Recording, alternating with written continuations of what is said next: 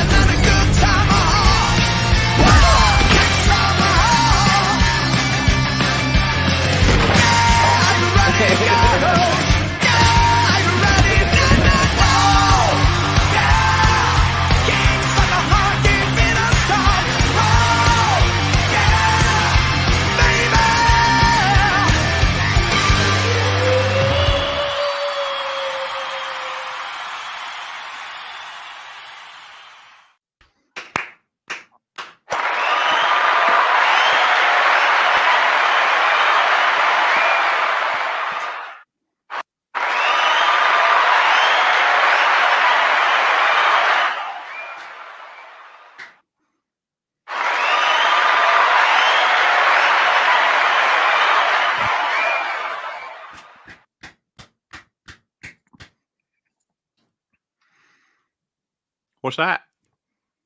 Can you hear me now? No. You can't hear me now? No, I can't hear you now. You can't hear you? I beg your pardon. I can't hear you. I beg.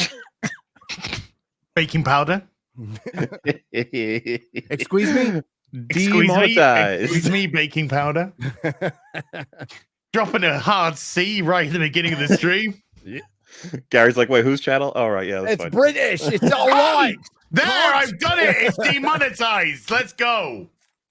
Hi, everyone. Welcome to The Real BBC. I'm your host, heel versus babyface as man. Hello. Hi. I know as. I know. I didn't I need know that intro, you. to be honest with you. It felt superfluous as.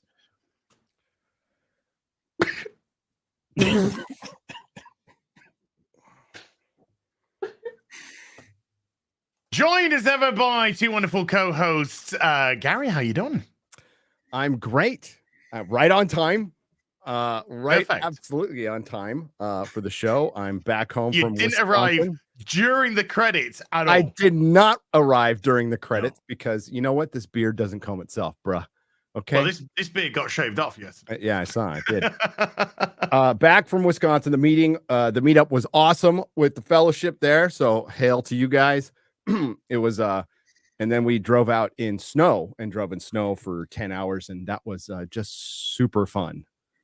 Really fun with two adult children, my wife, and 3 dogs, and we still like each other after 21 hours in a car.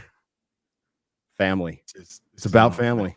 It's about Awful about it. It's about family. Oh yeah, and Doctor Who came out and brought back Russell T Davies and David Tennant, all so they could not tell a story, so they could send a message. Before we introduce Mauler, I have a confession. Your last video was really good. Oh, thank you. You're welcome. I because we're probably gonna get into it today. I watched the episode. You did. You did. This is the episode. I would rather be looking at trans titties than it was awful. Like awful. It felt like I mean, we'll get into it, but it felt like it did feel like a parody of Doctor Who. But we'll get it anyway. Mauler! Hello. How you doing? I did admittedly though, I did watch it on 1.5 to 2 times speed. Oh, so that probably improved your experience slow. a little bit. Ollie, how you doing? I'm doing good. I'm doing all right. It's a mixed bag today, you know, because I'm talking about the death of another franchise. Because I mean, fucking not to bury the lead, but I thought it was a shit episode. But Chucky came out on Dead by Daylight, so I get to play the little doll killing people. That's fun. Yay! So you see, Oh, it's, hi, the Gary. universe giveth and taketh away. I thought you were going to say that Michael Waldron has been hired to write the Avengers movies, and it was going to make you so happy. That was already like on the cards. If you remember, he was supposed to be for one and Loveness for the other, but Loveness got booted because of Quantumania's performance. Ironically, that means that Waldron gets both. Like, aren't they both Rick and Morty writers? Yes. I think that's horseshit, to be honest with you. I don't think they actually did much of anything for that show anyway. Because like, when they staff writers, though. Staff writers, yeah. Staff writers means sometimes you wrote a freaking paragraph in the script, a line, and punched up some dialogue. That's it. Some people in chat will know what I mean, but Vat of Acid was apparently written by Waldron. It's one of the best episodes of Rick and Morty. There's no fucking way he wrote that. I don't believe it for a second. Like, the idea that the guy who wrote Quantumania wrote that, I find it absolutely unbelievable. And what's more likely is that I think that Dan Harmon would have given away credits like that to sort of help start up these people's careers, which is, whatever. So that's why John Wagner was left off the credit for the Star Beast, because Pat Mills and John Wagner in the comic strip would trade duties. And this, I can't believe I'm referencing Rich Johnson, but I wasn't around. I wasn't in the UK in the 80s. But apparently, so apparently they shared duties, but they put, just to make things fine, they just put both their names on it. But that's the reason given for John Wagner not being credited on the Star Beast. And he is probably really happy about it, to be honest with you. He's probably the happiest guy to not get credited ever. That's how it works. Raimi is Jessica in the two Avengers movies as well, right? So that means that dynamic MOM duo would be back. Alex Kurtzman used to work for Raimi. Okay. Alex Kurtzman used to work for Raimi, and nothing rubbed off there. And then Jessica Gao supposedly wrote a couple of the best episodes of Silicon Valley, but I'm guessing that was mostly Mike Judge. Yeah, how much writing are they doing, and how much fleshing out outlines are they doing? Yeah. Well, in a nutshell, when they were given the opportunity to fly and be free, Mahler, they fell off the nest and were eaten. There was two videos I saw throughout the week about how Dave Filoni's credits for the Clone Wars and Rebels are not what they seem. I've heard this as well. They were quite interesting. That the video posits that a lot of the greatest writing that he gets credit for may very well not be his responsibility. Ryan, if you are lurking, because Ryan does lurk from time to time, if you can throw some info on that'd be great. Yeah, what I got saw from the thing. Apparently, this is all fucking on IMDb, which doesn't shock me at all. It's just that he's more credit as the creative director on a lot of different things, but not the writer. And the credits he does have for writing are not impressive episodes, at least not in the first couple of seasons or whatever. And then, of course, if you're going to give him credit for being an overseer of those sorts of seasons that you think have the good stuff in it, then he should absolutely get that for Book of Boba Fett, Kenobi, and then obviously he does for Ahsoka. So it's just interesting how we credit writers and directors with talent and skill. It's difficult to pass it out properly sometimes. We just don't have the information. Speaking of credit, by the way, I'd just like to introduce the chat to our special guest for this show, Hassan Piker. Gonna be reacting up a storm. It's the most sense he's made since I've known him. I don't even know him. Speaking of good writers, though, I see the Soskas in the chat. Soskas, how you doing, ladies? Erin, how you doing? Brass Monkey, how you doing, my little moddy poozies? You little kitty. So I literally finished the video that I was making today, and I had an hour before the show, and so I said, right, let's get it on 1.5 speed. And again, I'm not being hyperbolic, but I watched like 10 minutes on 1.5 speed, and I needed to go to 2 times. Yeah. I was so done with it at 1.5 speed for the 20 minutes or so that it has. No. 20 minutes of for review purposes, it was a godsend, bro, to watch, because I had to watch it 3 times, man, and it's so fucking bad. I don't know what your expectations were, but I was kind of like with this Baru. I was like, well, let's see, right? What the best we could hope for is we'll get some okay specials. I never thought like we'd get freaking 2005, 2006 RTD. Never thought that for a second, but I thought, hey, they'll try to bring it. Sure, there's a trans character in there. Maybe they just won't mention it. Maybe they'll just like let the character be a character and That's what I actually thought RTD was going to do.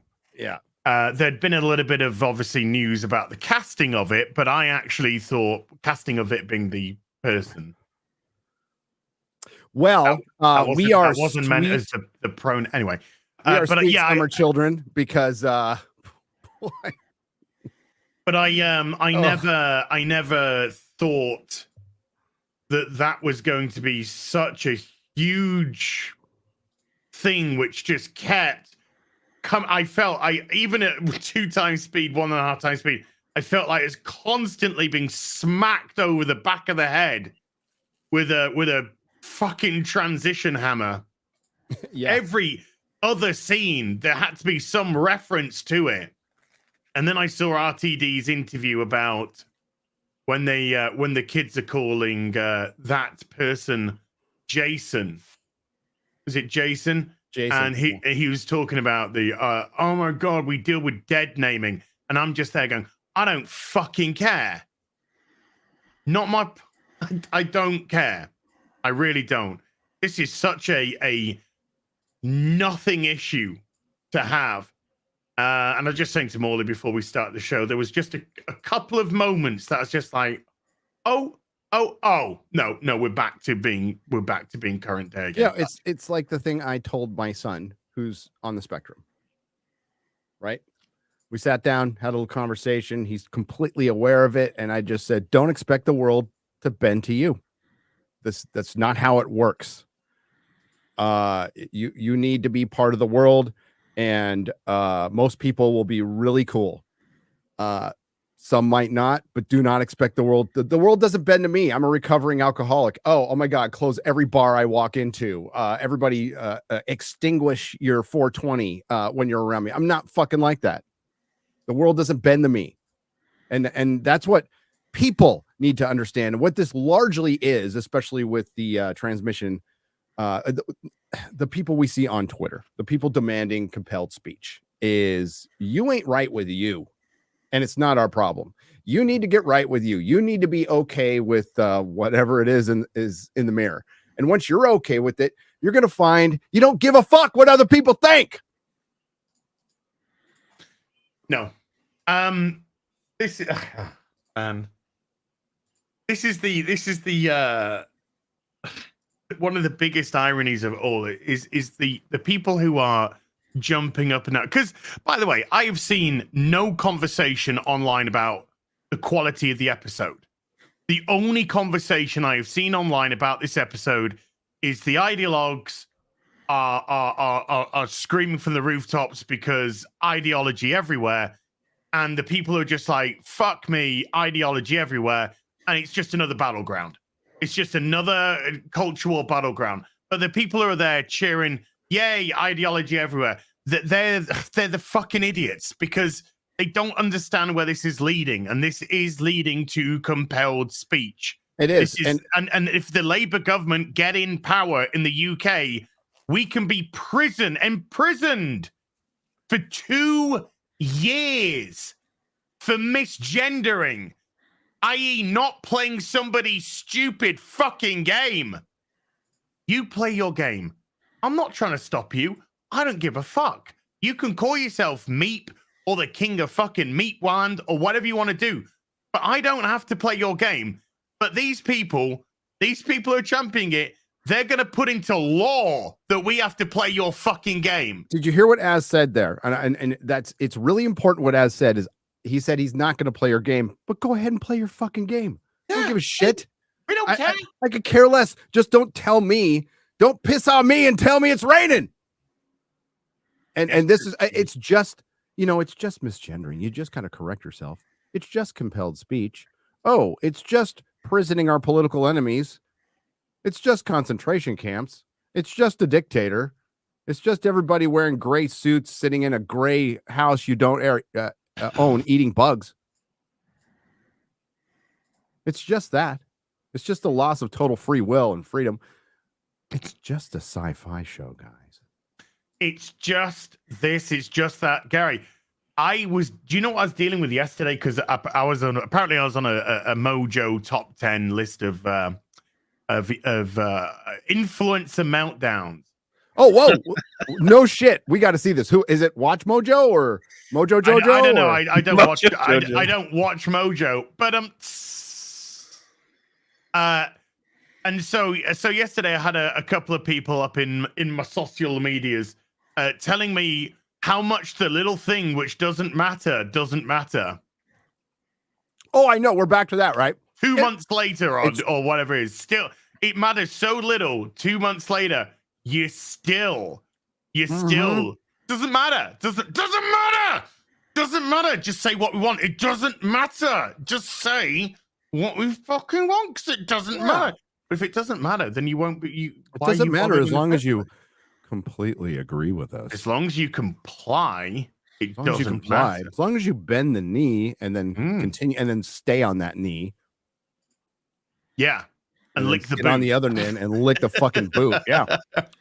You know what? Let's talk about the story of the Star Beast, which again is taken from go read the comic strip. The art is spectacular in it.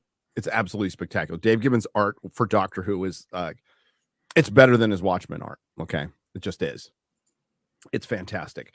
But go read that, because the story undid one of the best arcs in modern Doctor Who. Top 3, top 2, maybe the most popular across the board is the Dr. Donna, and how satisfying that was. And yes, it can be satisfying and tragic. Donna still got her happy ending, but she had to forget everything about the Doctor. There's something beautiful about that type of writing, and particularly sad to see those clips in your video from back when 15 years ago, when they were talking about what that story meant, and both Catherine Tate and David Tennant talking about it as the end of the story. That's the end, and it's a sad ending. It's a bittersweet ending, but she's safe, and that's what's important. And it really exemplifies that's the Doctor's life. He gets a best friend. He falls in love. He gets a group of friends, and eventually he has to say goodbye. And most of the time, it ends pretty sad for him. But he gave one of his companions one of the best possible gifts. She's got a happy life, won the lottery, and he gets to remember all of it. That's the tragedy of the Doctor.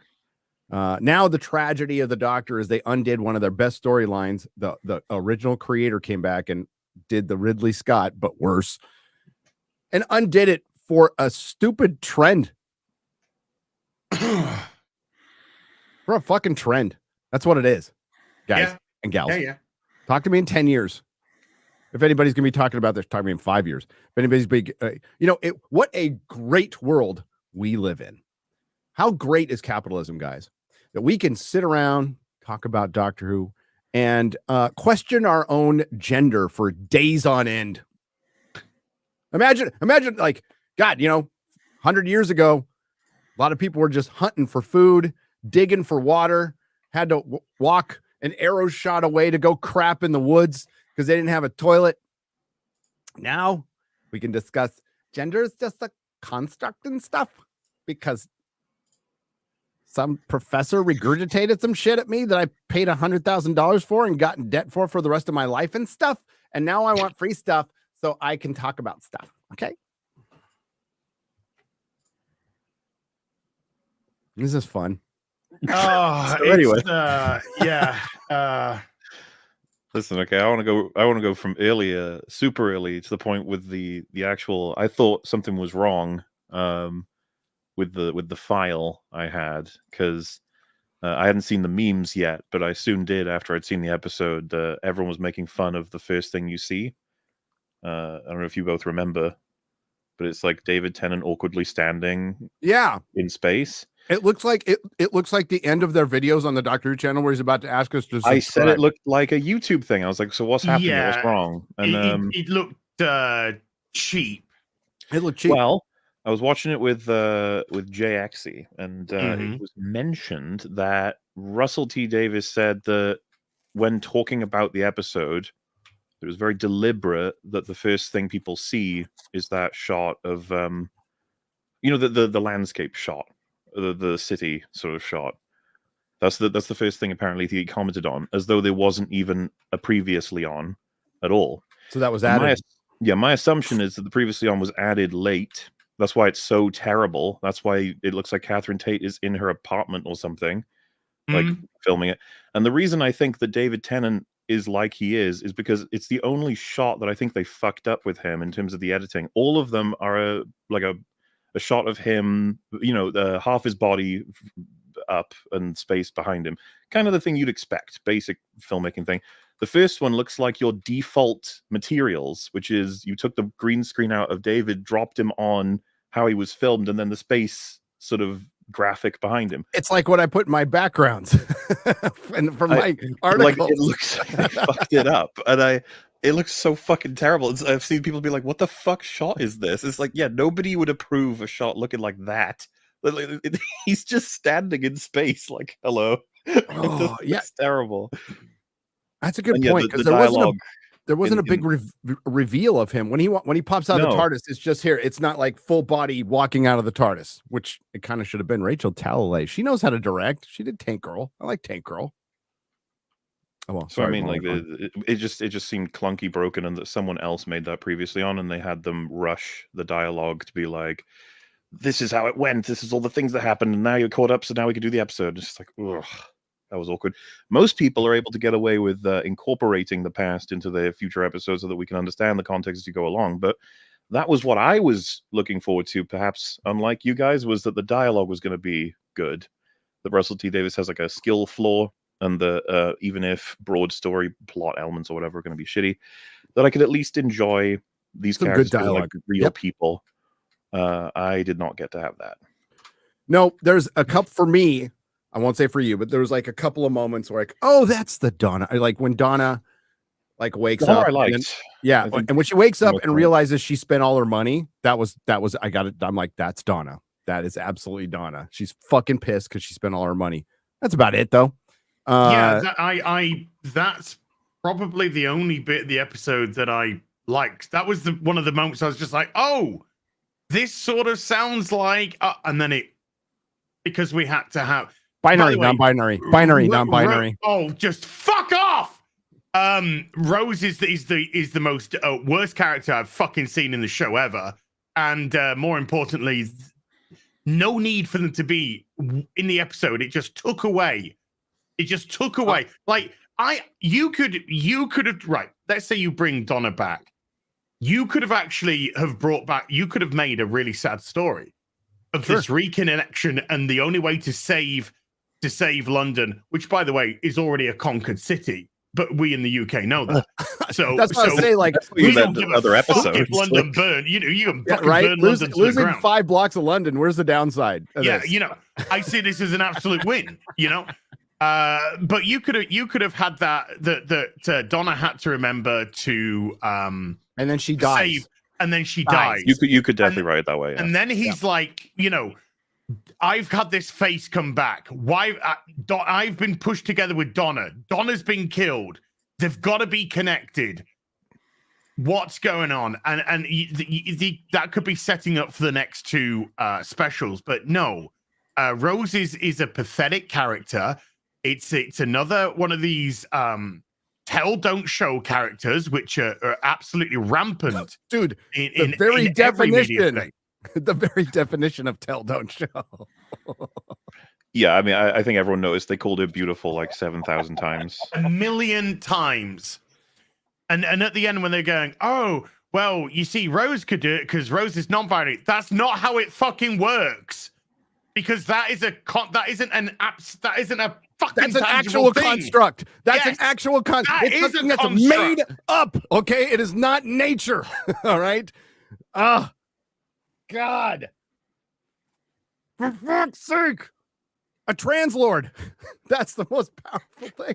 Is translord. Well, And, wait. Do you want to talk about that final payoff now, or wait? Well, wait. I just don't want to talk about it ever. I've never been faced with something so baffling in terms of sci-fi mechanics before. Like when it came up, I dude. was like, okay, how does this make sense? Like Mahler, I thought I saw the worst thing I was going to see this year with the Marvels. I the really Marvels thought is terrible, but like, Hey guys, it's but like not as normal terrible bad. as this. which planet did Rose die on?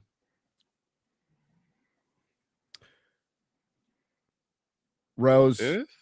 The Rose in this episode. Oh, Rose in that episode died In on, this or supposedly died. Oh, in this episode. Yeah. Which planet does this Rose? Which planet does it die on? I don't understand the question. Transalore. Oh. Oh!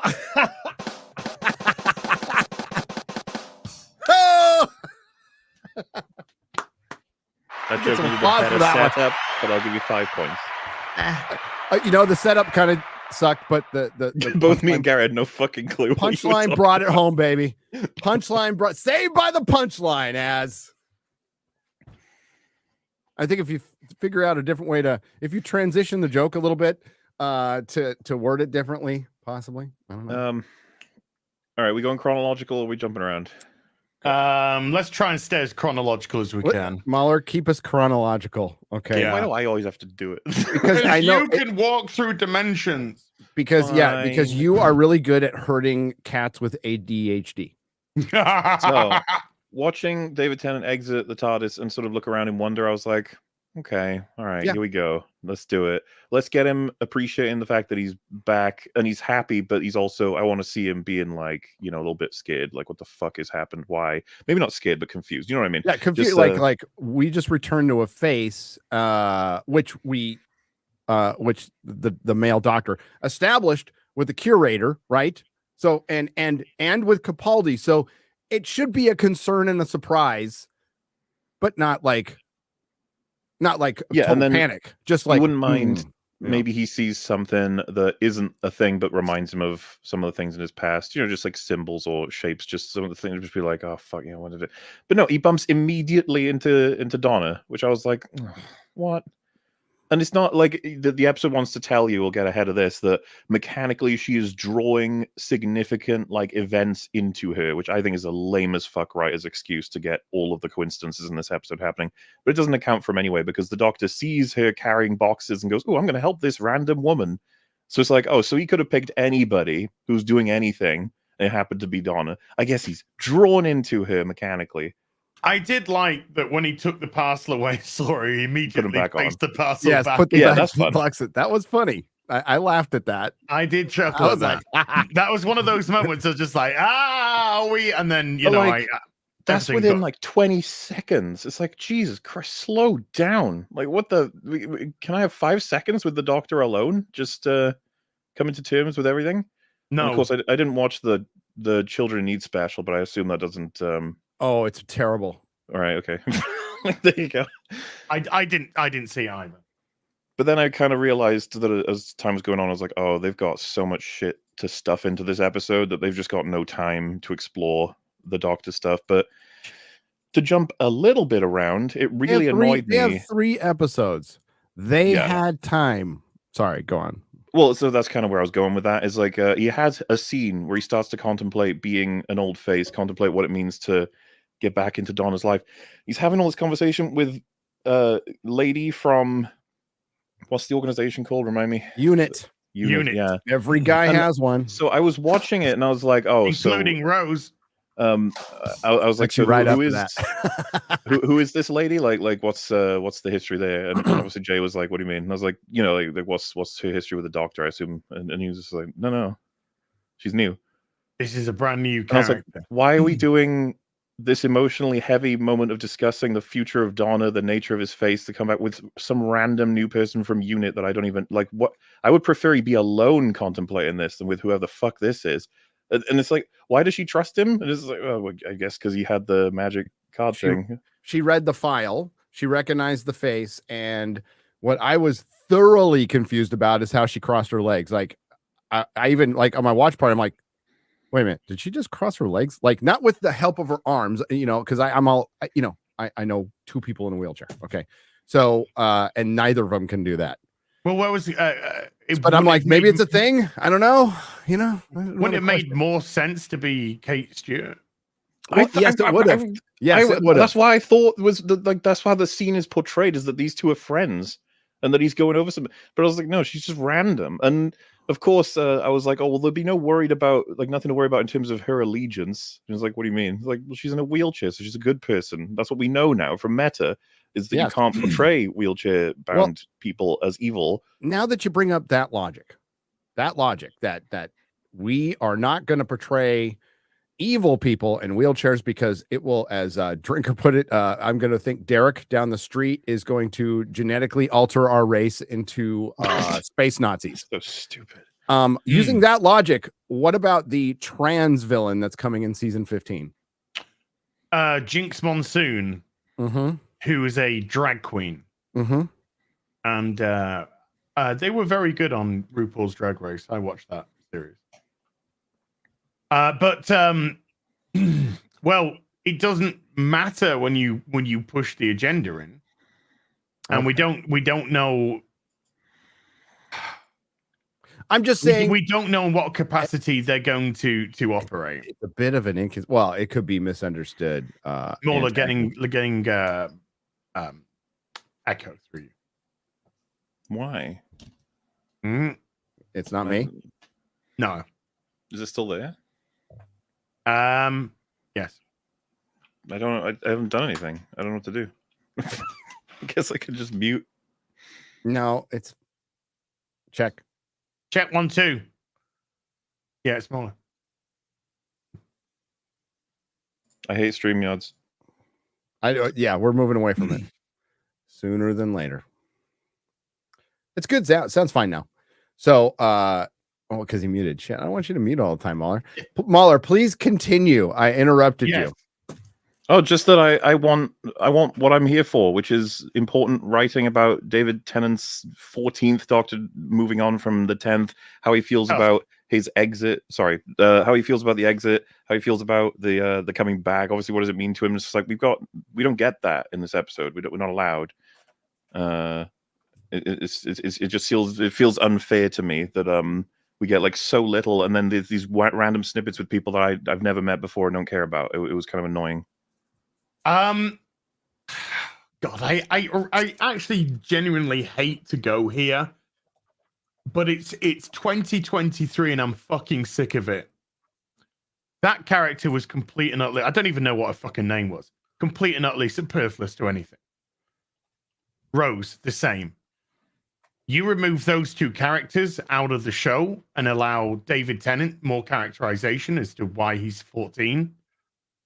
Or develop more of the relationship with Donna or the story around Donna, can be so much better. But we needed to do the BBC Stunning and Brave. We needed to get a trans character in because it's 2023, and we needed to get a disabled character in because it's 2023. Even if they don't do anything whatsoever to the plot, aid the story, the characters, or anything. But we just gotta sit here and go Stunning and Brave. Well done. You ticked your boxes. The BBC got their 9% disabled people in there. They got their whatever percent it is now for the trans because of their remit, which you have to hit now. I sit with that. No, I hate to correct you because you're not wrong, but you're wrong about one little thing. She did contribute. Okay, Sarah Bingham, what's her name? Something Ann Bingham, Jessica Ann Bingham, wheelchair lady. She saved the Doctor with the knockout darts and the missiles and held off the entire unit army in a wheelchair that she has to roll. Let's just do her story in full then, because like this drove me nuts. She's introduced, and it's the unit team arriving at this facility in which an alien ship has, at least as far as they're aware, crash landed. It turns out that it's landed deliberately, but they don't know that. So you're sending in a team to go have a look. That makes complete sense to me. A field team, fine, led by someone in a wheelchair. I was like, already, I'm like, no, you wouldn't do that. That's insane. That's absurd.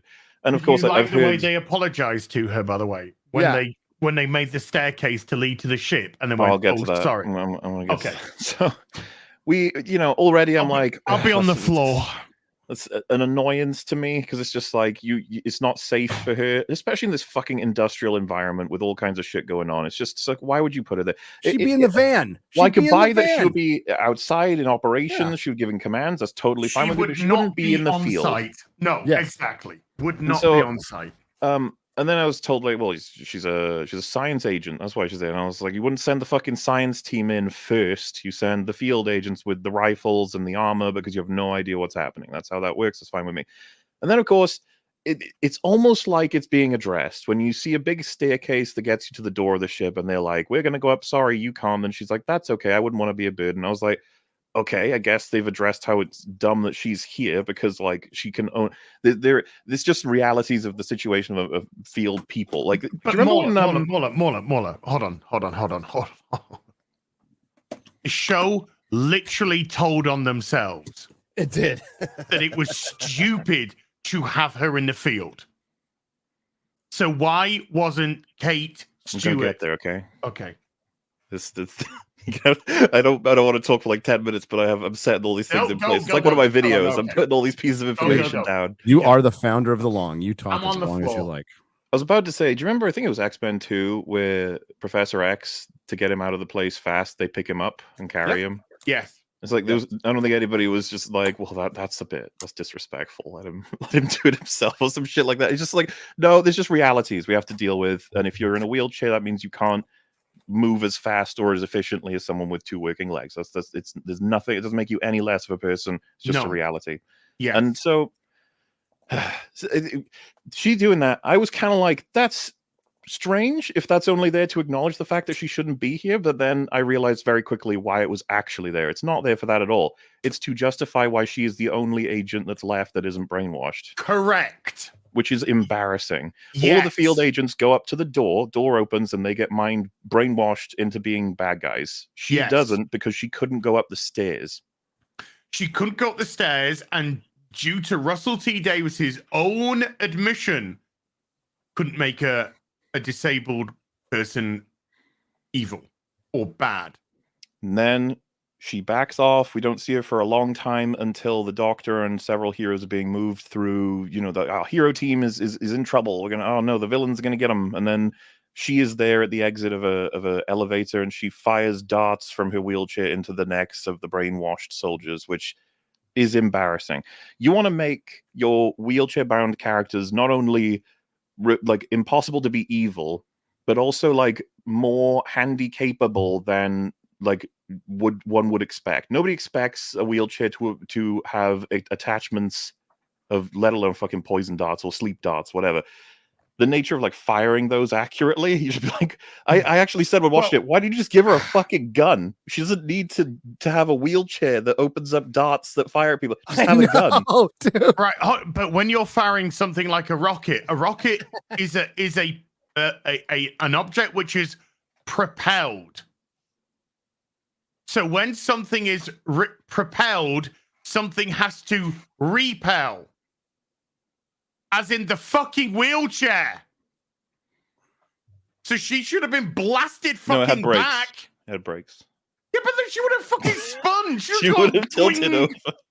Listen, I hadn't even gone to the rocket yet. This is what I mean. It's to like dispel any sense that a person in a wheelchair would be of less use than someone who is not. Which is like, you don't need to overcompensate so hard that the wheelchair person blows up a wall so that they have an escape method through her RPG installed wheelchair. That shit, as far as I'm concerned, any wheelchair user that was told by RTD, like, don't you like this? Isn't this good? Isn't this good representation? I feel like it'd be like, fuck you, man.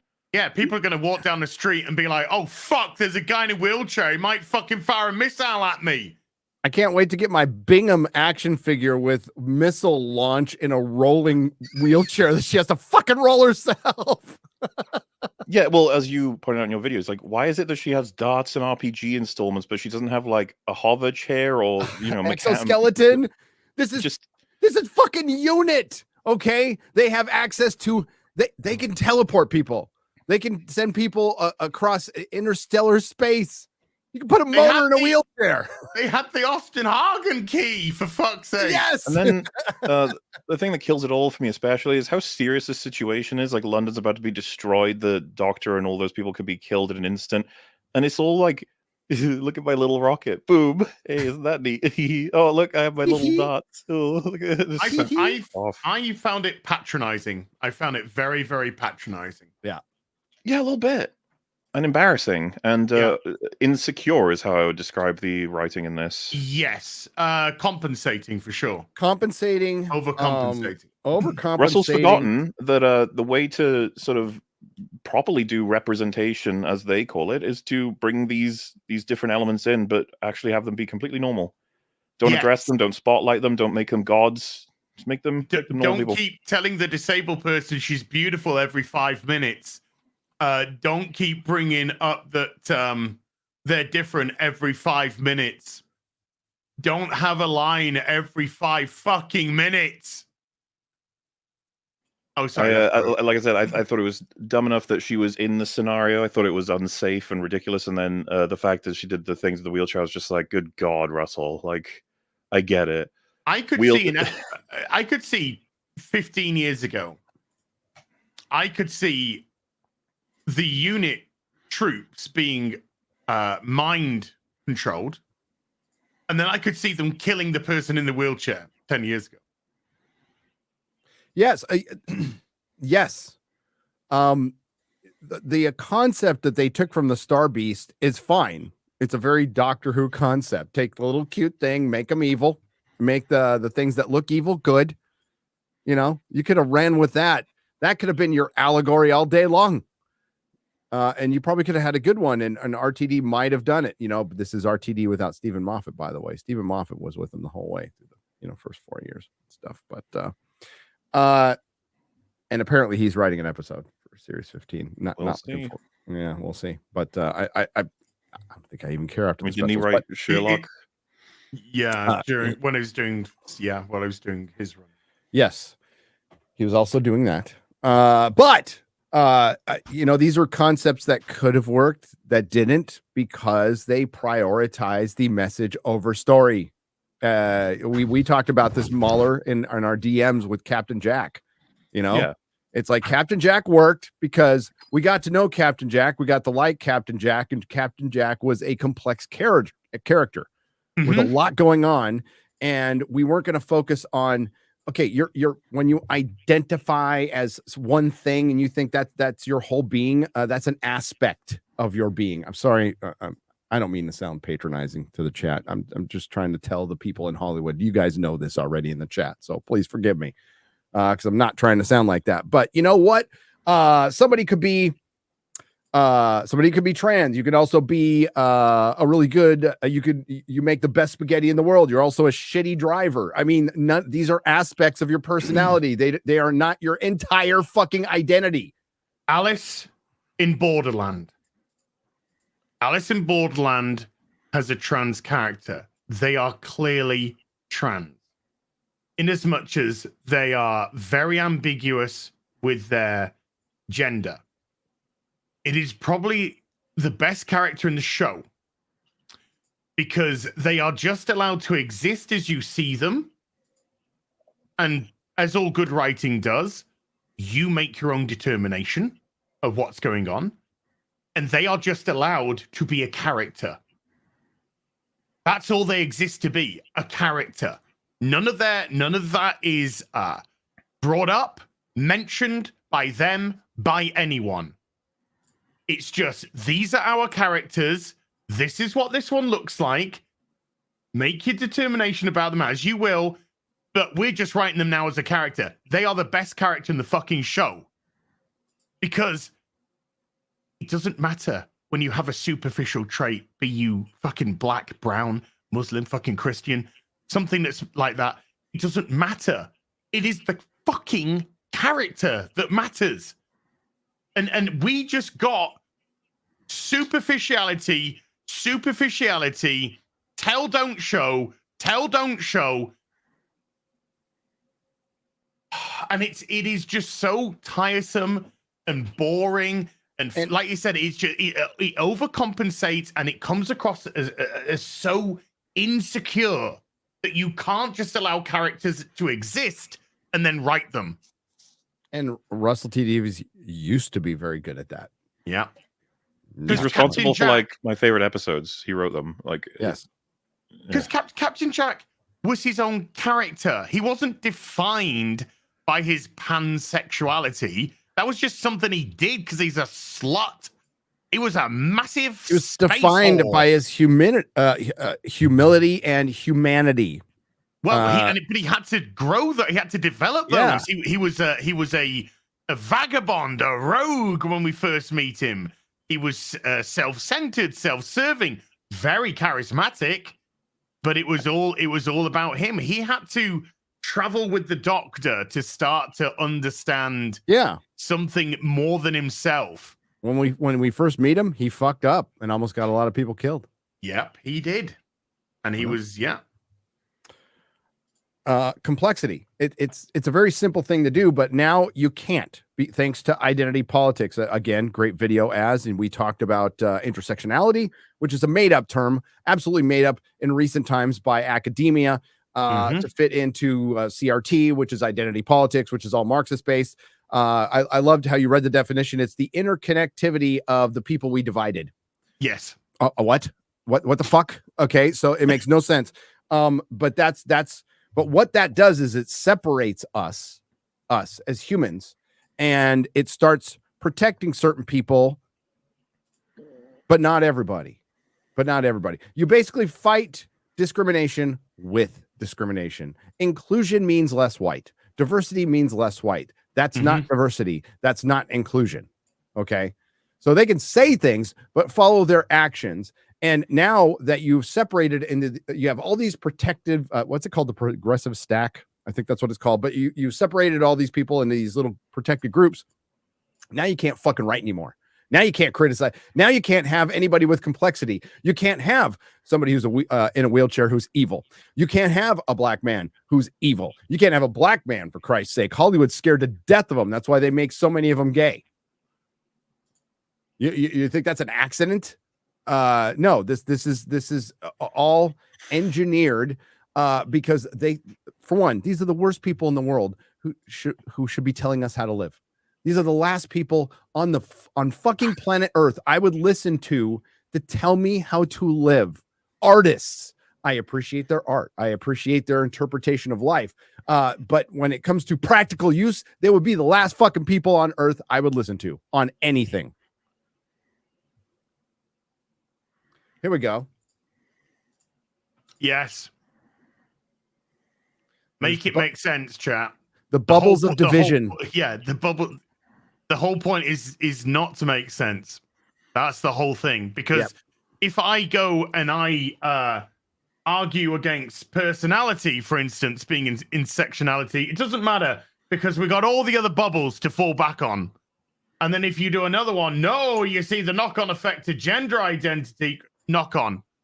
But if I go to that, no, but then you go, it's a perpetual loop of victimization.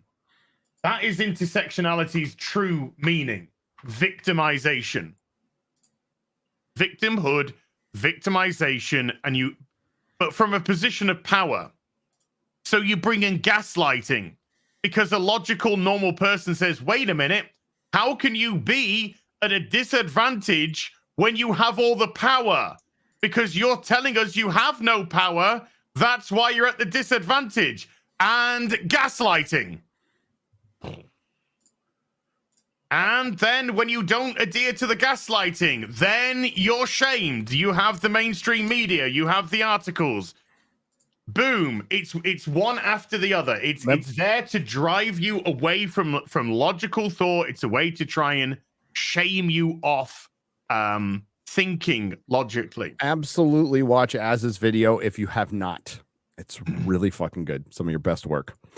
Now, remember when Piers Wenger, the controller of the BBC, came out and said, and this is right in line with your video, Doctor Who was no longer there to entertain. Yes. It was there to create conversations. Well, how do you like these conversations you've created so far? you're getting pummeled. The show is getting pummeled. For one, because it's a shit episode. It's a shit episode. You know what? It has people we like in it. Yeah, but how do you have a conversation when the opening gambit is you're bigots, you're racists, you're homophobes, you're sexists, you're misogynists, you're this. How does the conversation start from that position? It doesn't. Because there is no conversation. There is only capitulation, compliance. And this show used to bring so many people together, dude. Oh. It brought the world together. It's one of the biggest exports apart from Top Gear from the BBC. It was one of the biggest scripted exports for a little while. It was huge. It got bigger than Star Trek. It was pretty big here in the States, and it could have kept going. But then the diversity thing that actually started. I was warned about it in 2012. I remember my buddy telling me about it at the comic store, going, "Things are going to change, buddy." I'm all, "Why? They're so good right now. Why would they change it? Why would they not just keep doing the good stuff?" And they're like, "Well, they think they have some." At the time he said it, and I wasn't fully understanding it. They have some capital. They have some capital. They have some goodwill that they are willing to burn a little bit. And hey, Ryan did a video on this. Disney came out and admitted it straight up because they have to their investors. And I'm going to paraphrase, but they said, "Hey, some of the positions we have are actually antithetical to our original message, and it's going to piss a lot of our paying customers off." And they had to divulge that. So that means the damage has been done. It's already been done. And now if you invest into Disney, I don't know, again, I'm not a financial analyst, but I don't know why the fuck you would do that. But set your money on fire. Just set your fucking money on fire. They have to divulge it now because it's already happened. So BBC was way ahead of everybody in America on this. It wasn't called DEI at the time, but that's what it was. So you just can't go home again. I think it was the inclusion and it wasn't the inclusion and diversity initiative or something. Initiative, yes. That doesn't sound foreboding at all.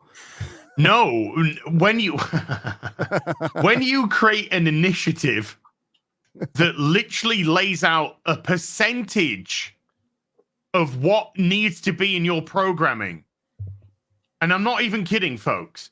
This is the BBC's inclusion and diversity policy. They were by this year we need to have 9% disabled. We need to have 40% women, 40%.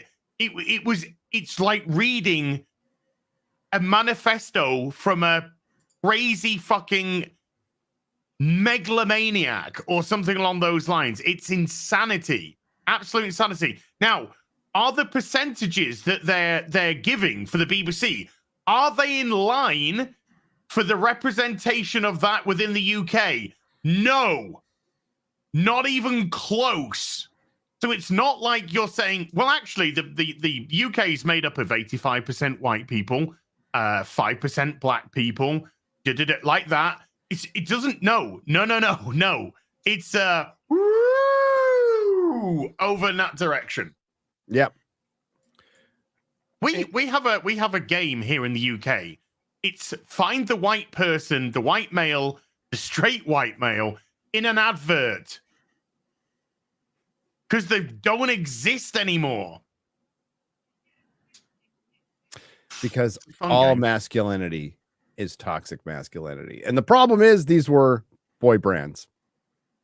And they completely lack male energy. And without that and good writing, they suck. Again, this is proof you can't go home again. RTD has come back and done a Ridley Scott, except worse. And Mahler, remember, this special was meant to bring in new fans. No. Not just there's a process they've done a couple of times, right? Like Doctor Who rebirth is a common thing at this point, well proven, well understood. I don't see anything about this episode that would bring in new fans. I don't think it was particularly effective in anything, storytelling wise.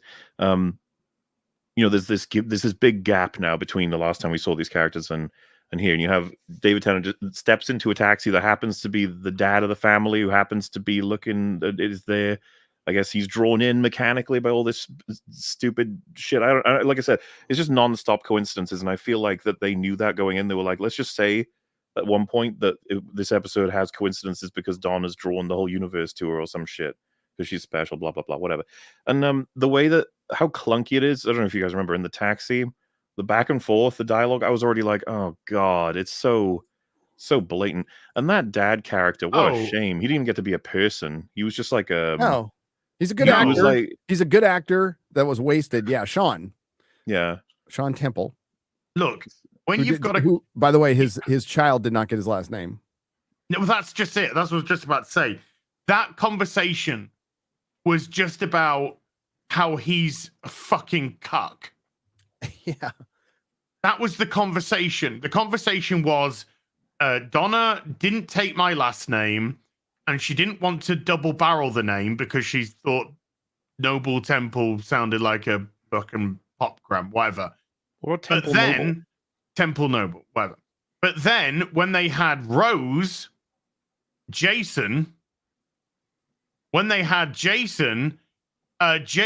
decided to take his mum's name and not his father's name because fuck you, men. Because men are just, Jesus Christ, men are treated unbelievably bad now. That's what I'm saying about the double barrel. She says, I don't want Noble Temple, but why can't you have Temple Noble?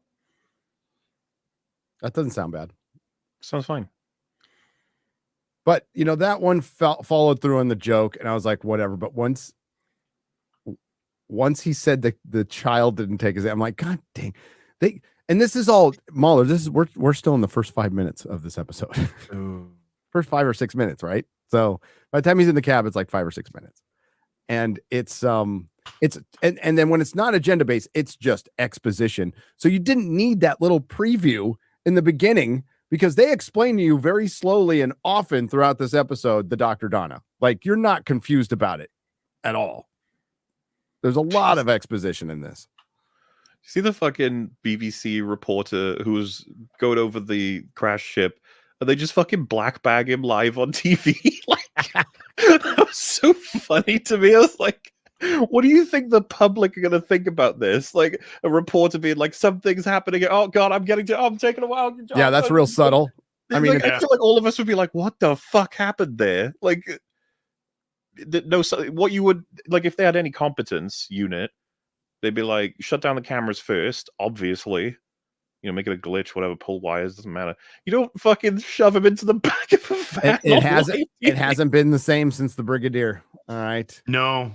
His daughter, Apple fell down from the tree. Very far from the tree. To the gutter, like way down the street. Oh, what have they done to the sonic screwdriver, by the way?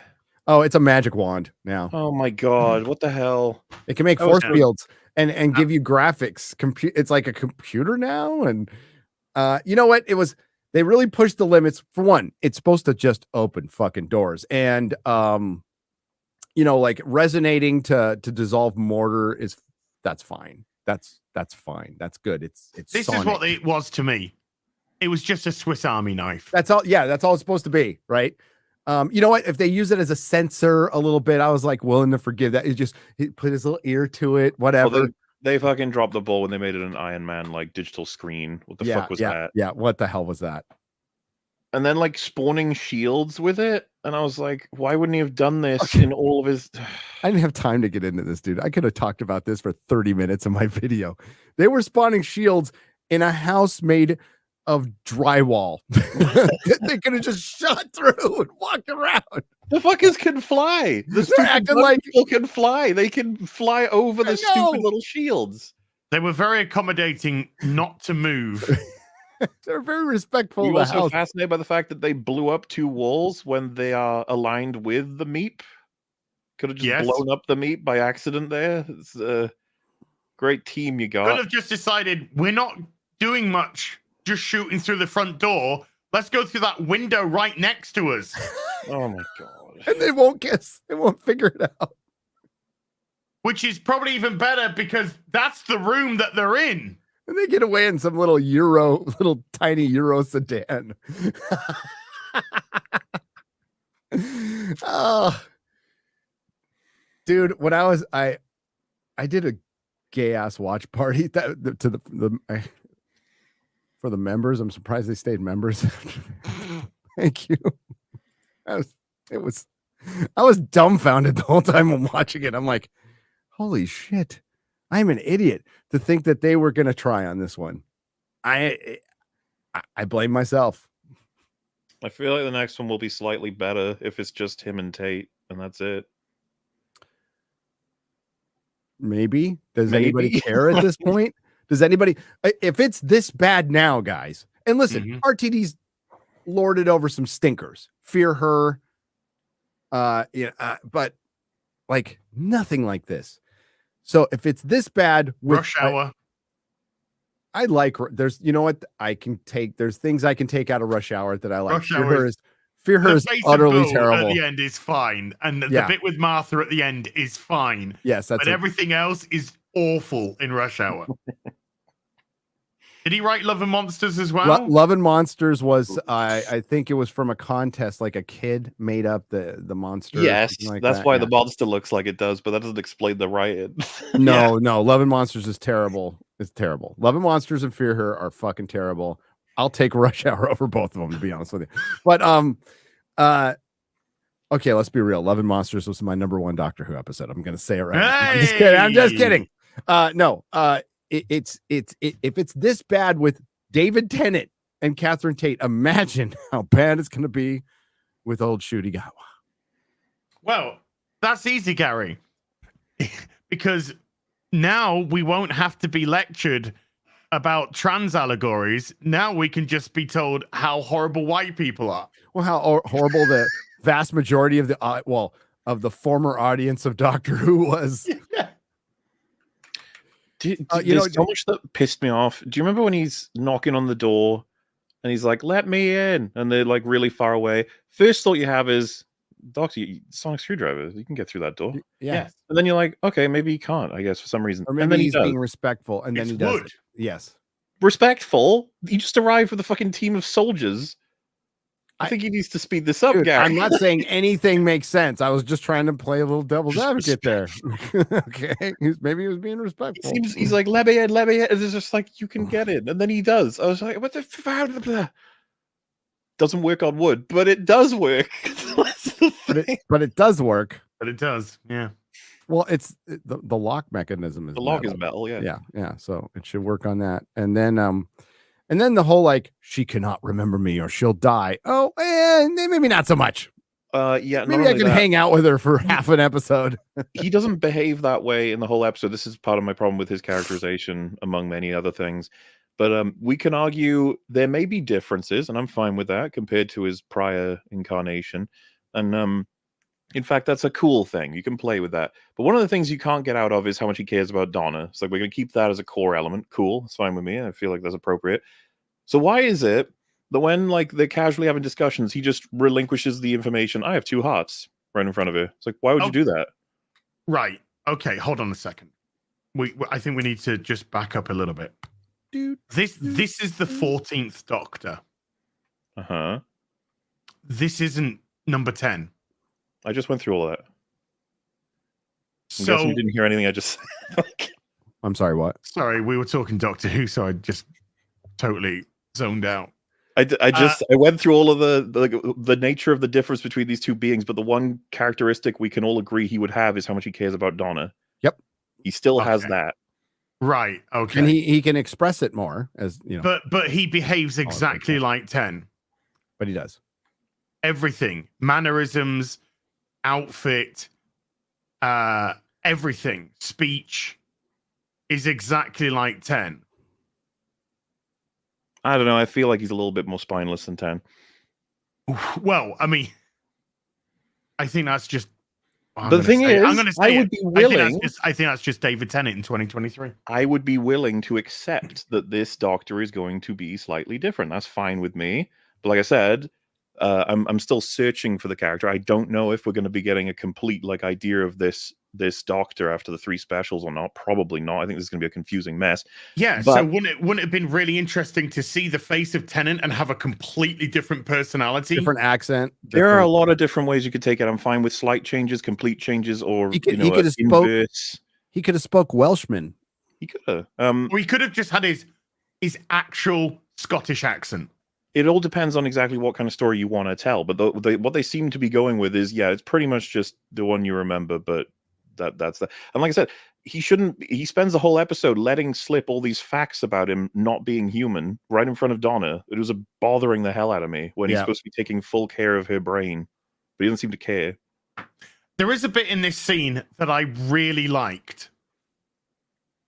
Okay. When the husband comes home and the Meep's there and the Doctor's there and he knows everything. And then the mum's like looking at him like, and he goes, "Dinner smells good." I was like, "Oh, I used to love Doctor Who." I don't know. That part didn't work for me because that means he would have walked in from the outside and seen the securely van, the police. Well, you don't need to worry about that. So he should have been like, "What the fuck's going on?" When he walks in seeing Donna having sex with another dude, he says the same thing, to be fair. Yeah. Dinner smells nice. Dinner smells nice.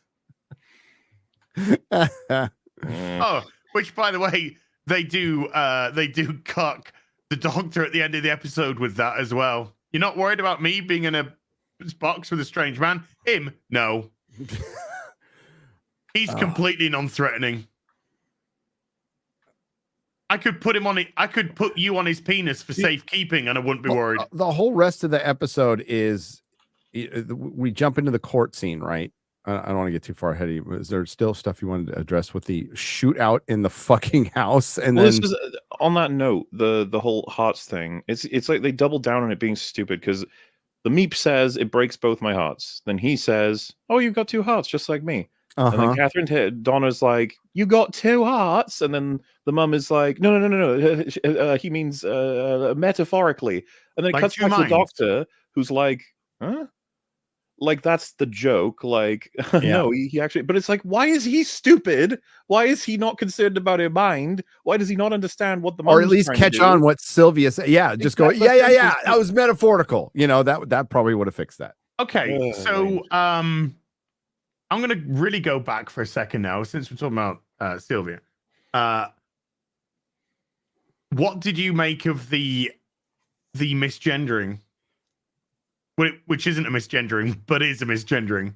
I think that seems like the only one that is fine in terms of addressing an issue like that. That felt like normal to me. If someone doesn't understand it, exactly, says, I didn't mean to upset or whatever. I don't know how it works, and then you have someone trying to explain. Yeah, that's the kind of... Thank you. That was the answer I was really hoping for. It was the only fucking normal moment in the show. Yeah. Well, I was actually going to say Sylvia is probably the only one that I didn't have any issues with almost throughout the episode. She was like trying to protect Donna and cared about her family and was annoyed the Doctor was back, considered all the information she has. I was like, yep, that's all in line. She's doing what she's supposed to. Remember, I just want to remind you guys that Bernard Cribbins will be briefly in one of the episodes. Yes. Episode, the 3rd special, I presume, at this point. I would imagine so. I would imagine the 3rd and final one. But R.I.P. Bernard Cribbins. R.I.P. But again, you can't go. You know, it's amazing, and I can't believe I'm saying this, but the one franchise that briefly got it right out of the 3 big ones that have been destroyed. Well, we can say 4 now. 3? I was going to say, Gary. Well, I mean, okay. I'm sorry. Marvel. This is 3 big ones. There's many, many, many. We could throw in The Witcher. We could throw in all kinds of stuff. But the ones that got it right. Star Trek, Doctor Marvel Who. and Star Wars, I picture, Star Trek, the 3rd one. Star Trek did it right for one brief little season. Star Trek is the one we're going to get. Right. And why did it do it right, Gary? Or why did it at least do... I mean, I thought it was a 7 out of 10 series. but it was the most normal that we've seen Star Trek in 20 years. Yeah, given the horrible circumstances of everything prior to Picard season 3, we got the best we could have got with a showrunner that still had to work for the guy who fucking destroyed it, but luckily that guy fucked off and didn't care. Yes. And Terry Matalas was able to work within with handcuffs on and make something palatable, make something watchable that I've watched again on virtually no budget. On no budget. Like, I'm still gonna say that Andor is still the equivalent for Star Wars. It's just not as good for fan service or repairing damage that was done. It's just a solid show. Yeah. Okay. That's fair enough. But like I said, is it kind of a different category? Because I'm assuming, because I haven't seen Picard season 3, but it does sort of undo a lot of things, right? Like, it does time. Because when the Borg come back, they say this is the first time we've seen the Borg in 30 years, and they were in the last fucking season. They just completely wiped that one out, so that was good. And they brought Q back. He didn't die of cancer. It's fucking stupid. Yes. Which was fucking no, but it genuinely made most Star Trek fans at the very least happy. Not all. Yeah, never going to get all. Well, I mean, I've seen people are still splintered on whether or not Picard season 3 deserves praise or not. Same for Andor. Everyone's still splintered. And, you know, it's a fact. The main problem that comes from it is just how wounded the fucking fan base is in the first place. Yeah. I mean, there are big issues still. I mean, oh god, yeah. 7 of 9 being the captain of the Enterprise at the end is and having that, I can't even remember, Raffi as a second in command was not 7 good. 7 of 9 being dissed by the Federation because she was part Borg. And none of that makes sense. That was fucking dumb. None of that makes sense. But even after Admiral Janeway vouches for her, you know, it's like when Q turned up at the end, my heart was just repaired a little bit. That fixed because a lot of stuff. they did Q so fucking dirty, and then he pops up at the end, and Picard's son's just like, "Aren't you dead?" And he's just like, you humans, you got such a weird concept of stuff. And I was just like, fuck yeah. Because John Delancey deserved so much better than what he got before. Yep. Q dying of space AIDS. I got the space AIDS, Jean-Luc. And Jean-Luc's like, well, my mother, who, by the way, is actually lived to a ripe old age. She killed herself due to the fact that I just want to tell my story. Russell T Davies killed this show before it even started. Before we even saw how fucking cringe everything is, the Davros thing came out, which was just whoa. That pissed everybody off. And then coming out and saying, yeah, we're not going to retcon the Timeless Children. It's like, all right, well, it's dead. Yeah, that's yeah. It's dead. Boobs. Again, I was thinking we might get some watchable specials out of this, and then I'll be done. You know, and I was very, well, you're not very for one wrong. on that. I very wrong, very, very wrong. Could not have been more wrong. Oh God! Can we play the Red Letter Media clip, please? Right. How does it feel to have all your favorite show franchises? And dude, they have so much Mahler. They have so much planned for this. They're doing a Hooniverse. Whoa! Hooniverse. They're dude, gonna this is Dr. Horrific. Yeah, it's going, baby. So talk about the rocket payoff, the big old. Sure.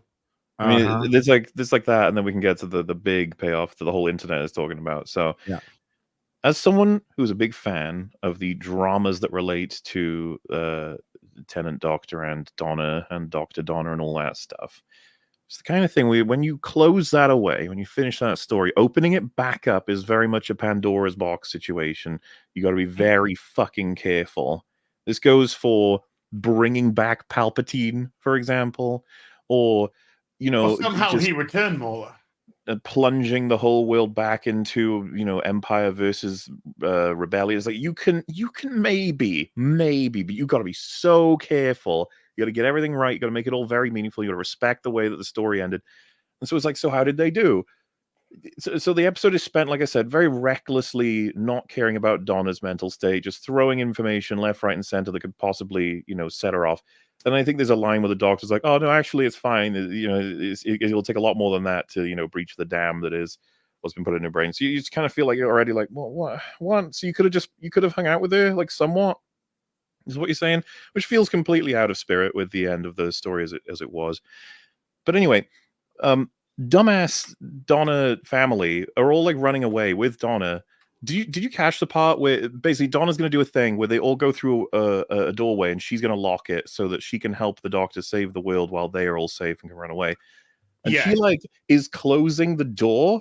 The dad realizes this and just doesn't stop her. Like he doesn't have the strength to stop her. I was just like, it's a door. It's you versus Catherine Tate. Like you're not letting it close that, especially if you fucking love her and wouldn't want anything to happen to her.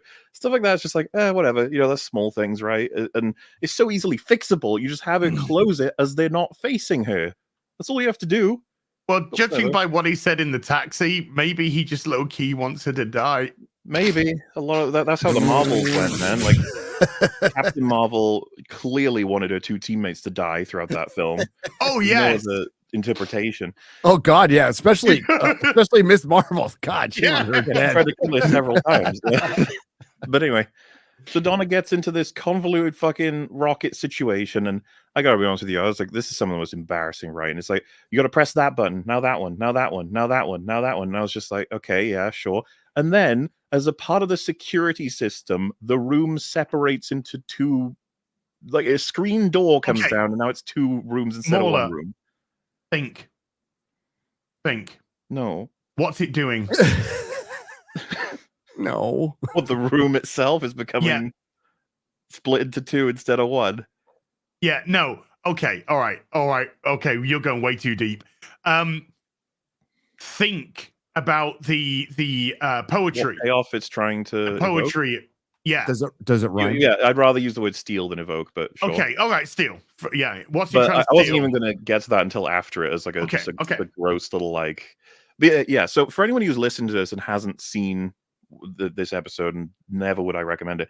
It's a big old science-y rocket room. Kind of reminds me of the fucking rocket at the beginning of Batman and Robin.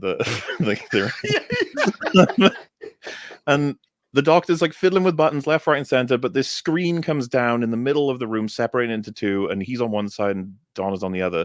And you do immediately feel like this feels a little familiar. Like everyone knows the exit for Tenant Doctor, and so this is just like okay. And then you find out that now the doctor can't press the buttons on that side, and so he can't stop the rocket. And Donna can't do it because she doesn't know science. She can't press buttons if she doesn't know science. But if he was to remove the block on her head, she would be powerful enough as Dr. Donna to be able to press all the buttons and save the world. I was just like, that's so fucking lame. You just like contrived that out of like a split second of writing just to be like, I gotta do it to save the world. And then it just like, as you're realizing that's what's supposed to happen, David Tennant is like, why does it have to be this way? And I was just like, ugh. Like you just came up with like 5 seconds ago. We were clowning around with all kinds of stupid, retarded shit. And now you're trying to like get me into the feels of like, the end of time stuff. You're trying to just like regenerate the sort of the payoff of what killed Tenant Doctor with Donna. Like, this is gross. Like you spent like no time getting us here. You're trying to like steal what like emotional attachment I had to that and put it here. If only they had more time. Yes. Because then I would have bought a lot more of it. The doctor finds there's like 3 different ways he can save London. One of them is going to be to kill Donna. He's like, no, we'll do the other 2. And like gradually over the episode, those 2 options fail. That sort of storytelling. If you weren't dealing with characters which didn't need to be there and you could focus on what actually mattered, we could have had something here. And I think if you were bringing Donna back, you bring her back to kill her. You bring her back to Yeah, that would be the Pandora's box element of it. You want to have her back, she has to die. She has to die. Who is pulling the strings? Who made me release the lock on Donna to kill her? That should be the big toy thing. maker, right? Exactly. Yeah, and you can. Yeah. Yeah. And that could be an angry doctor, which is something which would be very cool. That's toxic, unfortunately, I'm afraid, Gary. It is super toxic. A little bit of masculinity, a little bit take charge. No, sir. But if only he was a woman, he'd understand. Says the woman stood next to a dude. So he gets rid of the wall, and she's able to press all the buttons, like he's pressing all the buttons, and then they undo. London's cracking apart with like lava and shit, and then it's just like, we undid it, everyone. It's like, you undid it? What is that even? What? Like, so do you like as well? They show the little kid again, please. They show the kid looking out the window at his whole street cracking apart. And he's like, that could be a problem. Actually, isn't he smiling? I think he's actually smiling when he's watching the road crack. He's like, It reminds me of the tile that fell off the roof when they stole the stolen Earth. How do we show that Earth's being stolen? We'll have a tile fall off a roof. Did you like as well? The Meep says, go in there and execute them. The soldiers all come in, aim their guns, and go, we have been ordered to kill you. Yeah. That's what you do when you're a soldier who's ordered to kill a target. You run into the room and say, I have been ordered to kill you. I have been ordered to kill you. And then just stand there. Then just load your gun, pull back the pin or whatever on the gun. Then wait for another order to kill you again. If only they had more time. If only. I don't know. Yeah, and then comes one of the hardest things to explain in terms of sci-fi mechanics, as I said earlier. You guys are gonna have to help me out if I miss anything here, but we're supposed to assume what's in Donna's head is too much, will kill her. She had a kid, and so it was shared with the kid. Think of it as doctor juice or doctor intelligence. Yeah, but okay, but even right, the Dr. Donna, fine. But all the Dr. Donna is the essence of a Time Lord in a human. That's why it can't work. Metacrisis Time Lord. Because it would burn her. But they're acting as if she's Jesus Time Lord. Slow down. Okay, so she had this is why I'm going trying to write out the formula as they've described it. He's laying it out. Time fleams in their head, has a kid, and now that's split between her and the kid, but both still locked behind that wall that the doctor gave them. Released, giving them both super intelligence, which is why Rose then somehow saves them. I can't remember. That's not really important. They come down, and then you realize, okay, so we're still not solved then, because it's still half the time fleams in both of you guys' heads. And then Rose gives a speech that I guess we'll do the woman stuff first, which is you can just let it go. And I was already like, what do you mean you can just let it go? And it's like, that's the thing. You can just let go of that Time Lord stuff in your head, just let it go. Why? Well, because women can let go of power. Men wouldn't understand that. Yes. So I think I said. By the way, I don't know if you're aware of this, but that man that they're lecturing to has saved the galaxy untold times. And has let go of power. Has let go of people. That's like one of his big characteristics. Has let go of The everything. president of the fucking Time Lords. Has let go of his own people. He's let go of every single solitary thing which could bring him happiness to go around time and space fucking saving people. I think what because he's the most selfless man ever is the fact that the camera keeps passing around all these characters, and they're all doing smug smiles as she explains this. They're all like, yeah, and you're like, I'm sorry, what? And the idea is just that the Doctor not only can't do it, but can't understand it, but could have understood it had he been a woman and had he stayed Jodie Whittaker, because she would have understood it too, which struck me as odd because I thought the whole point of the Doctors is that they remember their pasts, meaning he would remember what it would be like. Shouldn't RTD be writing it so that he does understand, because he is a they and and has the history and memory of a woman. That's you know what I mean? Like only when he's male presenting, though. Well, that's There is why a line. she said There a is a male line which would have presenting fixed doctor, everything. which, by the way, I've seen Twitter arguments about this. There are trans people who are very pissed off at the episode because apparently that follows gender essentialism, meaning that if you present male, you are male, which is not something they like. Do you understand what I'm saying? I'm trying to untangle here. I know. Dude, you're walking in a fucking minefield. No, that's what I mean. I feel like nobody's going to understand what I'm saying, but like I was trying to follow it. The main takeaway I had was the show has defined in canon universally that women are superior to men in the sense that they have an ability that men do not, which is to relinquish power to the point where that the power is going to kill you. It's Doctor Time Lord stuff in your brain. A man would die, but a woman can let it go. Hey, do you remember a character called Tech Tayun that killed the Doctor over and over and over and over and over and over and over again to steal the power of regeneration for herself? Mm-hmm. There is a line, by the way, that would fix all of this scene. This whole scene. One line just would have fixed everything. All the Doctor had to do was say, "Fuck off, Donna." Oh God, could you imagine? Like, you're all fucking insane.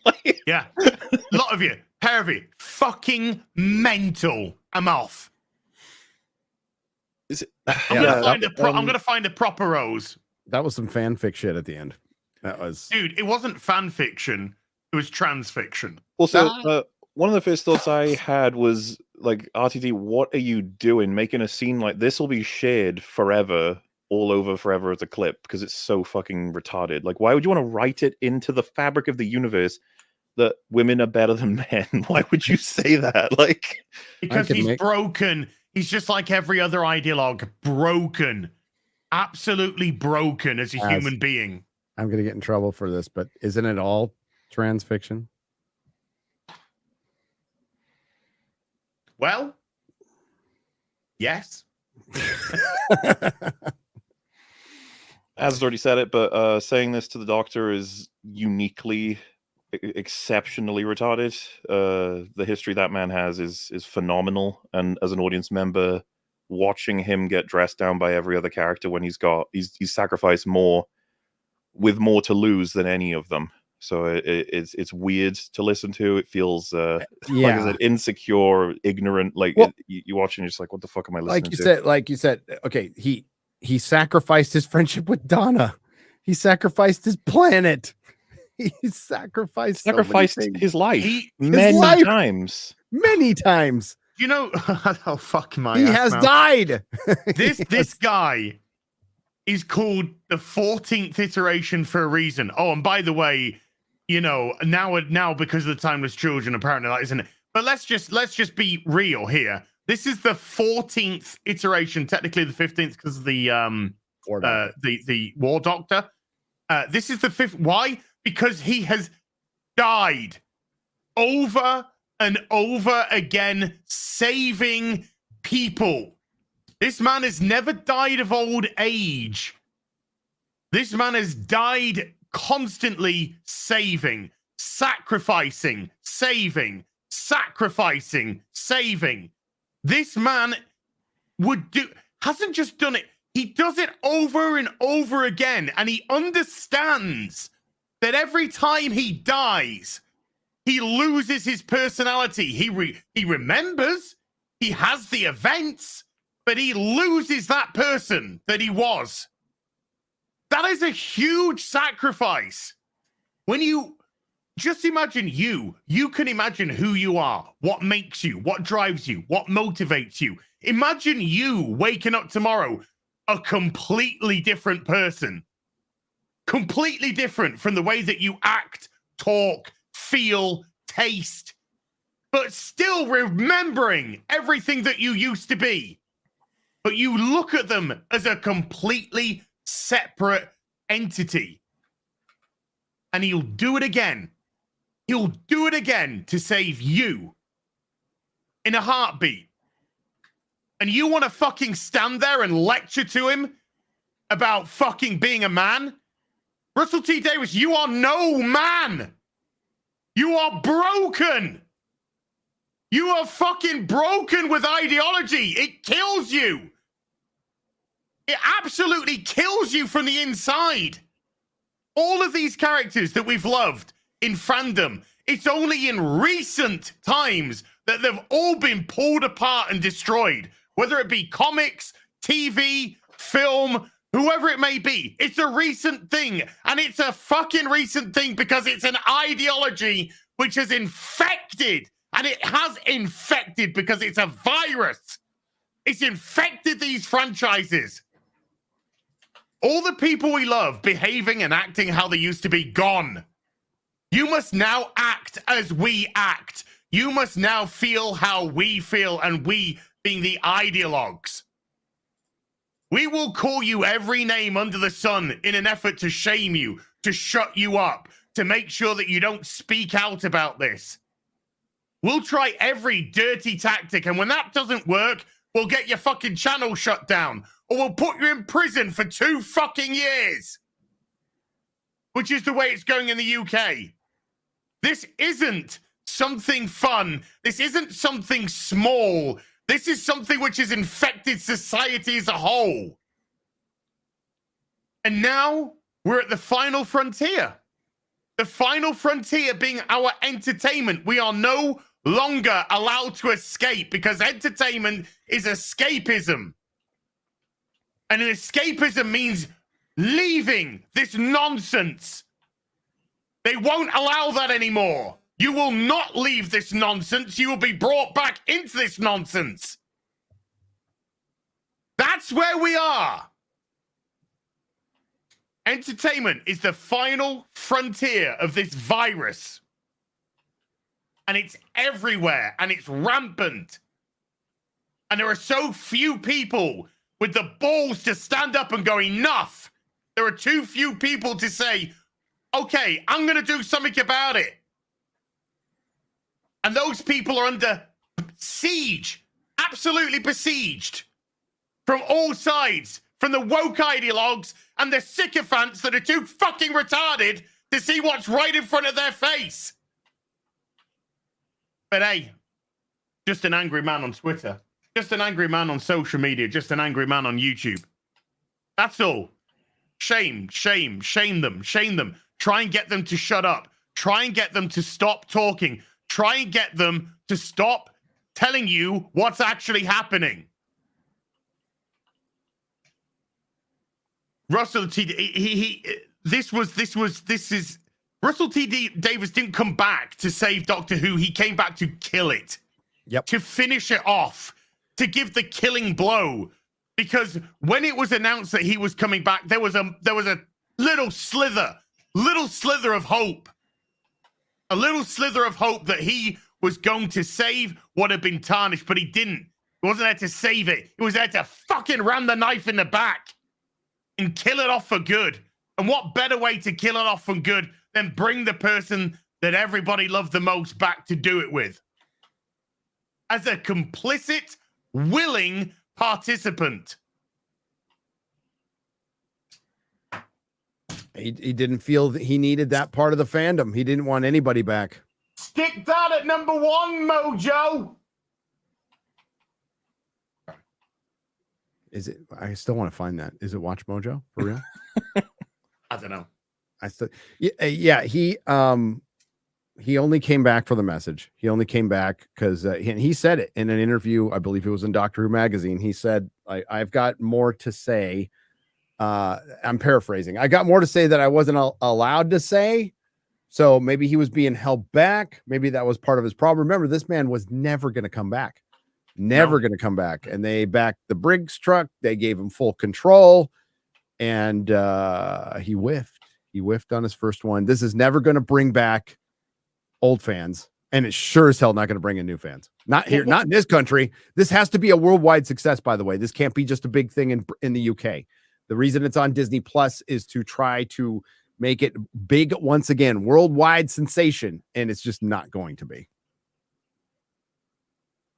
What chance do you think Shooty Gatwa's got, apart from fucking next to none now? 0. Absolutely next to 0. 0.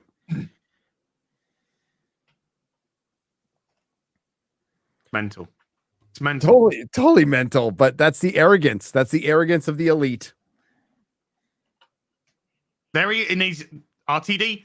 He's on social media, shitting on people with Davros. You know, I just think he's so disconnected that he still thinks it's just like the people upset at this show are just right. We're seeing it on Twitter. It's like, this is really making the right wingers mad. I'm all, it's making everybody mad. I'll tell you what it's doing. It's killing off another franchise. Never mind making people mad. That's the stupidest fucking thing. If that's what you're celebrating, you were never a fan anyway. Again, it's just another battleground. It's just another battleground for the fucking ideologue, the broken people. Meanwhile, the 99% of people that aren't fucking social media or Twitter that are turning on their TVs just to have a good time, that aren't involved in any culture war or really understand what's going on. They just see what's presented to them on TV going, this is fucking shit, this. Yeah. This is a David Tennant episode that got 5 million viewers. 5! Which is a meager 1 million. I mean, Catherine Tate, David Tennant, Russell T. Davies back. They got 1 million more than Jodie's last episode.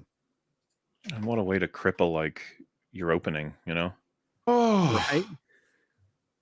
Again, Terry Matalas comes out. It's not perfect, but the one thing you noticed, there wasn't any online discourse. The people who were arguing, Star Trek fans who were arguing with each other, were agreeing and liking the show. That's all. They were just like, hey, we really liked it. Normal fandom. Yeah, a percentage didn't like it. Normal fandom. That's normal fandom. As said in his video today, the corporations came in and broke fandom. And of course, through the access media, they're running the same old shit. It's fandom's fault.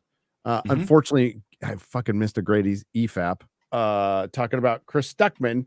And he was worried, I'll make this quick. He was worried about Hollywood, as he should be. Hollywood should be worried too. And at the end, he basically blamed the fans, said they don't want sophisticated entertainment. They're just dumb and they want dumb entertainment. I'm like, wow, that was really fucking dumb. Did you catch his final request? Is a way to solve all of this problem, all the problems of like physical media, theaters, bad movies. Do you know what he said was the solution? What's that? Say for the consumer to stop being scared, that we're all scared. That we're all scared of experiencing new art. We're all scared of experiencing new media. That's the problem. We got to stop being scared. What? Okay. Audience, stop being dumb and scared when it comes to media. That's really a great way to for a filmmaker who's going to be putting out a movie to win people over. How about you make good stories and see what happens? Because those people still like good stories. A lot of people liked One Piece. So the stuff which has been popular for generations, not a generation, generations, because every generation from its inception has been able to take something from it, has been able to understand, appreciate, and pass love, it down. empathize. Doctor Who is a show that a lot of parents of my age passed down to their kids. My kids loved it. Not anymore. No, it's generational. Star Wars, generational. Star Trek, generational. Doctor Who, generational. That's all. Now they've lost.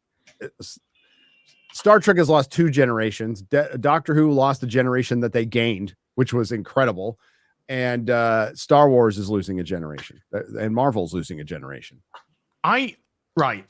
Speaking of Rose, one of the scenes in this episode really made me think back to Rose, the episode Rose, the first episode of the new Who era with Eccleston and Billy Piper. And I recall what was an absolutely brilliant scene of where the Doctor, after running away from the Autons, goes inside of the TARDIS, and Billy Piper, Rose, runs in after him, sees the inside, quickly goes outside, goes round the side, comes back into the TARDIS, and he's there waiting for the questions. And she bursts out crying because she's freaked the fuck out that this small box is ginormous inside. It doesn't make sense. It breaks the laws of physics. And the doctor says, don't worry, that's a normal reaction, which is wonderful. It's a fantastic response. Rose, fake Rose, in today's episode, this episode gone, where she sees the alien and it's just normal to her. Just normal, meeting an alien. Just, oh, hi, I'm Rose. I feel different than everyone else. Come back to my house and sit in my toy collection. And I'm just like, you've just met a fucking alien. 15-year-old Rose, by the way. In the show. 20-year-old actor. It's just it's like chalk and cheese. You know, the first episode of his New Who era, the first offering of his new era. And it's just like, why aren't people acting normally? That's the whole element, is the Doctor is the alien. And the humans, they're the thing that we are meant to relate to. We are meant to relate to the companion, not the Doctor. The companion is our eyes to his world. Yes, hi, I'm Rose. I'm like, terrible actor. The Meep did nothing wrong. I wish the Meep had won. So there's not much else to say about the episode, but I guess, what do you think of the TARDIS insides? I liked it. Oh, lovely. I quite liked it. it. I thought it was a little sterile though, but I assume that would be something. I like that. Yep. Well, I assume it's kind of a good starting point anyway. Like over time you might see a lived-in character added. Yeah. To the environment. I think that's great potential that I'll never see. A couple of pride flags come on to the wall. fruition. I thought it was fine. That little moment where he's running around the TARDIS, it's like, yeah, we could have used that. That's a celebration of Doctor Who, instead of a celebration of shitting on the fans for an hour. Yeah, it didn't feel like a 60th. It felt like an autopsy. Yeah. Oh, this didn't feel special at all. I mean, putting aside all the shit writing, like it as a choice for like what to do for a special is like, okay, Yeah, dude. I mean, compare that to Waters of Mars, man, which I watched to cleanse my palate of this fucking episode. And you're like, God, just somebody probably the greatest point of the Doctor, the 10th Doctor, the greatest in his most broken. Somebody at his peak, and then the Rolling Stones on tour in their 80s. That's pretty much singing for us about misgendering people. The sequel trilogy of Doctor Who. It but like, as you said on Twitter, it remains dead. It was like, is it alive? Is it still alive? We got a definite no. There are ways to fix this. It's the people in charge, who are now Disney. By the way, this is Disney Doctor Who. They help fund it. It's Disney Doctor Who, are unwilling to do it. They are unwilling to do it because they have gone on for so long now with this toxic fan narrative, and it's exclusively the right and all this shit, that they can't, within their own circles, fix it, because it would look like they were placating to the fake boogeyman that's out there instead of just pleasing fans. Because pleasing fans is fan service to toxic fans, a term created by the access media and absolutely supported by the corporations who are risk averse. They would much rather shit on their own fandom than be called racist or sexist. And they have painted themselves in so many corners now. You don't have to be. There's nothing racist, sexist, I know, homophobic, bigoted about making entertainment for everybody. But there is now, because it has to be due to intersectionalism. It has to be segregated. What is up with my fucking camera? Hello, Mr. Elgato. Hello, Elgato. We meet again. This episode is sponsored by Elgato. Elgato. Or I think I'm gonna bring up I'm gonna move me over here, and I think I'm gonna bring up my green screen. No, up there. That's something. Just not to talk about Doctor Who for a few seconds. You. As for that, I'm gonna fix my camera. Hang on. My cat's called Belle. I already knew that. I know the lore. Hey. So, Mauler, out of 10, what would you give this first of 3 60th anniversary special Doctor Who's? Like a 2. Gary? I'm fixing my camera. Hang on. I give it a -5 out of 10. Wow.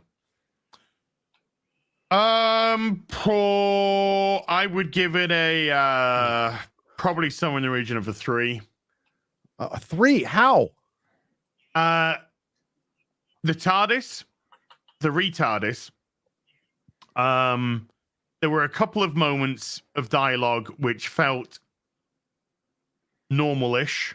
There's a couple of nice digital paintings in Rings of Power. It didn't make it fucking good. But yeah, 3 does seem very generous. That's really generous, Shill. Yeah, I'm gonna give it a go fuck yourself, Russell T Davies out of 10. I'm gonna give it a why do they all fall to hubris out of 10. Why do they all do that? Why do you think you're better than the fans? Why do you think the formula which worked for everybody is now no longer inclusive? Bitterness, angriness, narcissism, and a form of bigotry, as like just automatically othering any fan who and putting them in a category when they're just offering like legit criticism. These are people who actually love this stuff. So what they're saying is, we still care, we still want to give you money, but then all of a sudden just dismissing all of it as right-wing toxic alt-right shit is bigotry. That's what it is. It's escapism is bigotry. I am so much more right than you that I don't even have to entertain you. I won't even discuss it. That's where we're at. And that's what happens when you introduce identity politics into a franchise. It is death. It is, like, as you said, it is the woke mind virus. It is cancer, and it is incurable. Name, okay, quick, not a trick question, I promise you. Name a successful, ongoing, what we class as woke, ideology above entertainment show.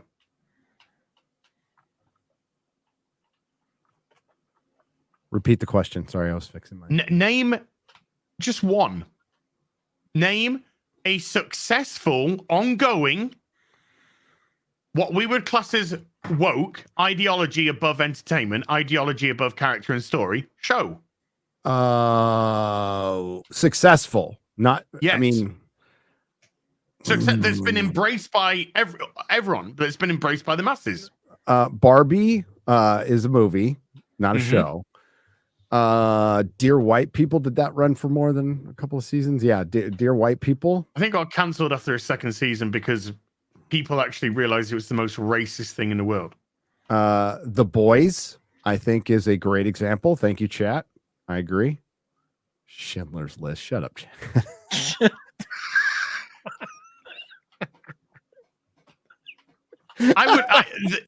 I would say The Boys. The Boys. That was the only thing that came to my mind was The Boys.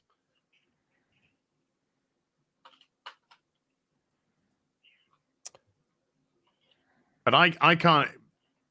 I would if you said name 5, legit 5. I don't think I'd be able to. No, the Umbrella Academy's been cancelled. Yeah, the Umbrella Academy continues. I don't think anybody's watching it. I honestly don't think anybody's watching it. What the fuck is going on? I wouldn't say Invincible's woke at all. It's just got a really badly written girlfriend in it. Don't worry, she won't be there for long. Spoilers. But the first season, was of Invincible. Apart from her, was absolutely fantastic. Oh, yeah, The Boys is probably the best one, and it goes so far from the comic, right? Because people go, I like the guy. It's not. The comics isn't filled with TDS, dude. Oh man, I wouldn't say Lois and Clark. Well, at least the first season of Lois and Superman and Lois and Clark, whatever. I didn't when the CW was running, it was absolutely full of it. Can you call it successful when the network never made a penny? In 11 years. Was it 11 years of it never made a penny? I would say no. I would say they've been drowned. None of this stuff is successful, by the way. Like even Margot Robbie is probably negotiating, but she said, Sylvia, Gary is in the Boys comic. Oh yeah, Gary's in two issues. He's in 2 issues of the Boys comic. I am. I'm in 24, issue 23 and issue 37. Oh, there you go. Issue 37. That's close. Yeah. Yep. Chihuahua.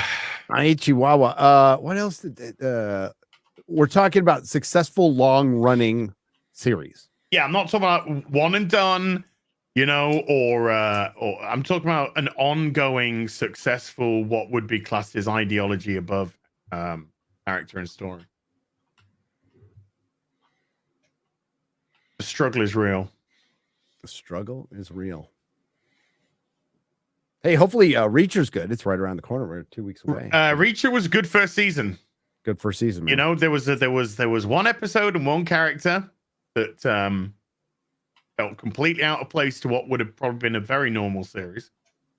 But the first season of Reacher was really good, and the second season is just around the corner, a couple of weeks away. We shall see. Right. Let's get into some chats with the chat. How's Marvel doing, real quick? Dog shit. The Marvels still not broke 200 million. No, the Marvels is at about 183 million worldwide. That's a big old crater for them. But there's good news, Gary. There's actually good news. Because it had such an unbelievable drop in the first week, the second week is not as bad because it's very difficult to go lower than fuck all. Mm-hmm. So from a percentage drop off, you can say 187 million worldwide. The second to third weekend only went down 38%. But when your first weekend goes down 78%, it's quite hard. it's quite hard to lose much more money. There's a point where like the percentage doesn't go down when people stop going to the movie. However, it did end 6th on the weekend. 6th. It did. Chat, Tulsa King is going to start shooting soon. It was delayed because of the strike. We're definitely going to get a Tulsa King season 2. That first season is magnificent. I love it. But yeah, it's the worldwide had a significant drop off this week. So I'm feeling relatively okay with my guess of 220 after, of course, seeing the first week. Right. Yeah, I was wrong about all of it, and it's glorious and it's failure. And I'm sure Disney Marvel is currently sitting down, having meetings, and working on getting the fans back and trying to fix everything. Oh, wait. No. We got a clip from Agatha. We got a clip. Oh yeah, there's some it leaked online. There's a behind the scenes clip from the new Agatha show, bro. Have you got it? I can Can you get it? Ask me about Wish, Gary. oh yeah, there's an animated movie that's supposed to celebrate 100 years of Disney and kind of like bring it all in and be a celebration. How's that doing? It's on 48 million worldwide. Oh. Do we know the budget for that? Yeah, the budget's 200 million, Mauler. 200 million, making it have to hit at least 750 to break even.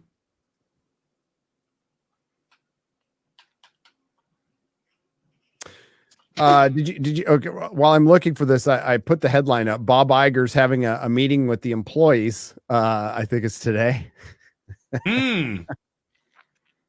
I just put we gotta pander harder. Oh, Quarter Black Garrett, you with this Quarter Black magic has brought up the clip. Oh, good man. Quarter Black magic. Now remember that this was most likely filmed last year. This was filmed last year. Ironheart was filmed last year, 16 months ago. Yeah. Echo was filmed almost 16 months ago. Yeah. That's right around the corner, baby. You.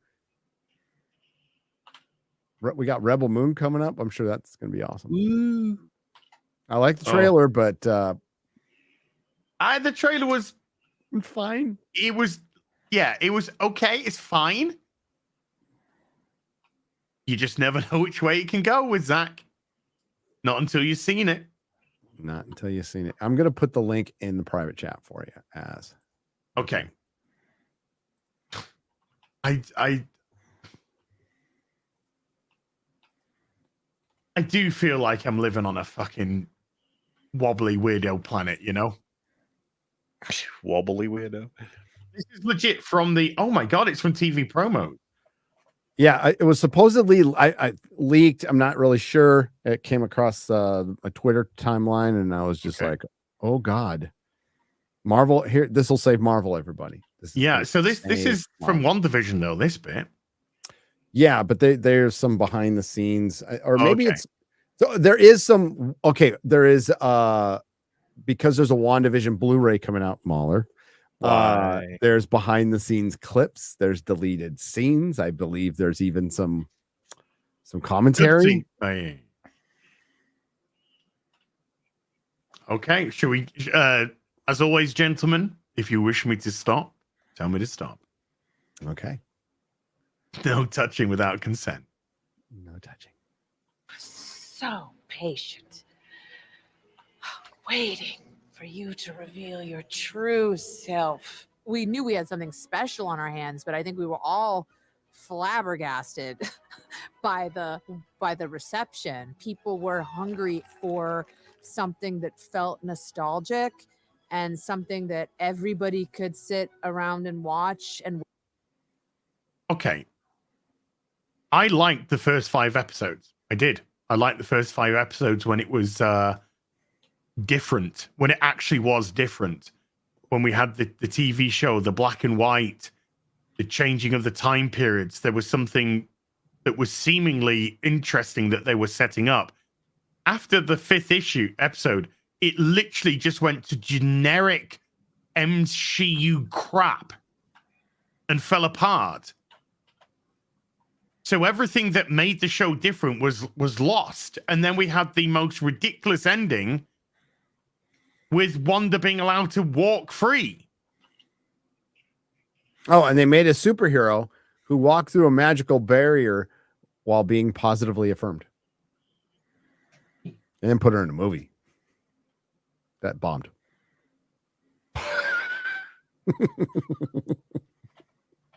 Good times. Good times. And because there was a catchy little song, because it was Agatha all along, which honestly turned into a meme. Didn't make any sense at all in the show. Nope. No. None at all. Jack, remember when Jack... But she did this. She remember she went... And everyone went, that's cute. That's cute. Remember when everybody was putting up theories for Mephisto? And I have to admit, there was a couple of like hints in there that maybe the effects department put in there that were in line with Mephisto. Yes. And then Jack Schaefer, the person running the show, said, "I didn't know who Mephisto was." Well, the female writer, she was just like, I had no idea who that was. I had no idea. And then they said, "Oh, we just put the Fox's Quicksilver in just for reference. It meant nothing. It meant nothing, and we thought it was going to lead to the multiverse and all this shit." And then Bethany says, "There's a really cool cameo coming." So everyone is expecting Professor X, Wolverine, something like that. And it was like, oh, no, shit. It was just White Vision. White Vision. Which probably... Don't forget Ralph Boner. Ralph Boner. And honestly, like, the Quicksilver, one of the more popular of the First Class Absolutely. X-Men. Yeah. Yeah. When he's not getting beaten up by his girlfriend, absolutely. Yep. Oh well. Wait for on Friday nights. Friday nights. Like, who stays at home on Friday nights and watches something with their family? Wait, stop right You have there. no idea what. A couple people stay home on Friday and watch a bunch of idiots on with their family. Quite a few. With their family on the live streaming show. Just saying. By the way, you got a 1.5 million. That's it on Disney Plus. That's it. That's it. So okay. Just saying. While everybody was locked down. Yes. Well, people couldn't. Oh my Captive God. audience. How tone deaf is that? Who does that? People that are locked in the houses due to a shutdown, lockdown. Wait, That's who who. stays home on Friday night, because even though California was completely locked down, we could like totally work and went to our cocktail parties and did a bunch of fucking blow without our masks on while we were telling you to keep your masks on. Yeah. It was Agatha all along. You're gonna need me. You know, I started talking to Marvel about developing something else, and so we had early conversations about, you know, what could that be. There's the offending Jack Schaefer, man. No That's clue. Jack Schaefer. By the way, No Agatha, clue. Agatha Harkness. I mean, later we could probably put up a picture of what she looks like in the comic books. It don't look like. It's kind of like Madam Web. It's a lot like Right. Madam Web. It's a lot like Okay. Madam Web. Yeah. the That's difference. looking great as well. Ooh. 50 Shades of Web. Gotcha. Oh, I maybe pause real quick. Remind me to tell you a little behind the scenes on Madam Web and Sony's philosophy behind it. After Sure. this. I got a little birdie. Little Okay. something. Well, something. Little something. Okay. developing something else, and so we had early conversations about, you know, what could that be, and maybe it's this property, and maybe it's this property, and everything that I pitched included a storyline about Agatha. That's the image that we've seen released. That was the image that they put out. Uh-huh. Wait, have they settled on a Marvel name is what was that? now? Have they settled on a name now? Agatha Darkhold Diaries. Darkhold Diaries. This is the third title. Okay. Well, you can do that, Gary, but it's just true. Yeah, I was just gonna say I was gonna hit another. Marvel is saved. Oh, Marvel is saved. Not echoey enough.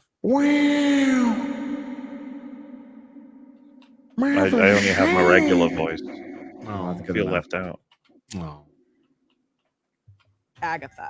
I remember Kevin saying to me, like, we really should think about an actual Agatha show. And I was like, where do I sign for that job? Yeah, we got this. Oh, God, that makes me actually quite mad. Bitch didn't know who Mephisto was, and she wants to take on like some sub-level Avengers character that babysat Franklin Richards, who looks like Aunt May. Baby, let me do this clip, and then I'll feed you. There's a Okay. great scene in is it West Coast? I think it's West Coast Avengers or You Avengers. talk for a second. I'm going to feed Bell. Where Magneto comes down. I have the original art. It's Paul Smith original. It's Paul Smith art. I got the page for fucking $60, dude. And I can't, and it's worth thousands right now. It's Magneto coming down from space, ripping up the fucking house to get Scarlet Witch back. Right? It's fucking awesome. And yeah, this bitch probably barely knows who Magneto is, and they probably had to tell her. Probably. I don't know. This is like, in terms of work, it's like, oh yeah, I really want to do a TV show for Agatha Harkness. And just be like, was this a way in because they already had everything set up? I've got the actress, we've got the sets. This is probably easy as a it's reactionary. Everything anyway. This fucking series is the same reason we got Kang. They looked at fucking Twitter and they thought, oh, this is popular. But this is how fucking dumb they. I would love to say it's something more complex than that, but no, they looked at fucking Twitter at the time. It was 2020. Jack Dorsey woke. God won't say it. Repressing things, fortifying. God damn, the fuck's wrong with my camera? I don't know. Fortifying Twitter. They use that as marketing and said, well, this must be popular. Let's make an Agatha Harkness show. Everybody should be fucking fired for that decision. It's retarded. Start with Feige, please. Carry on. Got it. The character is so deep and heartfelt and dangerous, and Is she? continuing the story of Agatha. Yeah, is this a tell don't show again? Hey, that's she was in my Marvels video. She produced Marvels too. She said how Oh, important it God. was for representation, and she talks up like this all the time. San Andreas Vault. All I'm saying is please. I'm just saying please. What? Hmm? The fault? Fucking Iraq.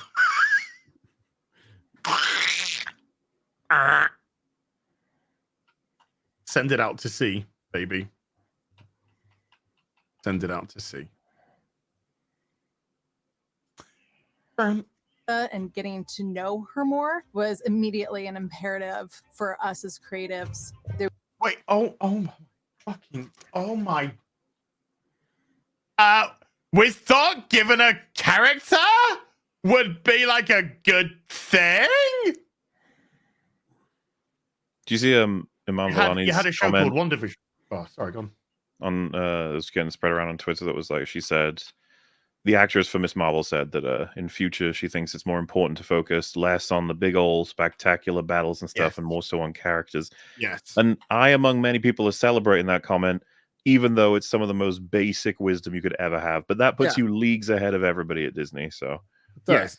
And she's also said some other stuff, like if you go to the review interview, but it's like she's answering a question that's given to her by Whoopi Goldberg about diversity. And she goes, yes, of course, diversity is important, blah, blah, blah, blah. But I think she kind of gets it. Her answers have not been fuck the fans. All right. No, I saw some people complain about an article. I read the article. I don't think she said anything untoward. She just said something along the lines of, and I'm paraphrasing, 'cause I don't. But she said something along the lines of, if people are telling you not to like something, they're poopy.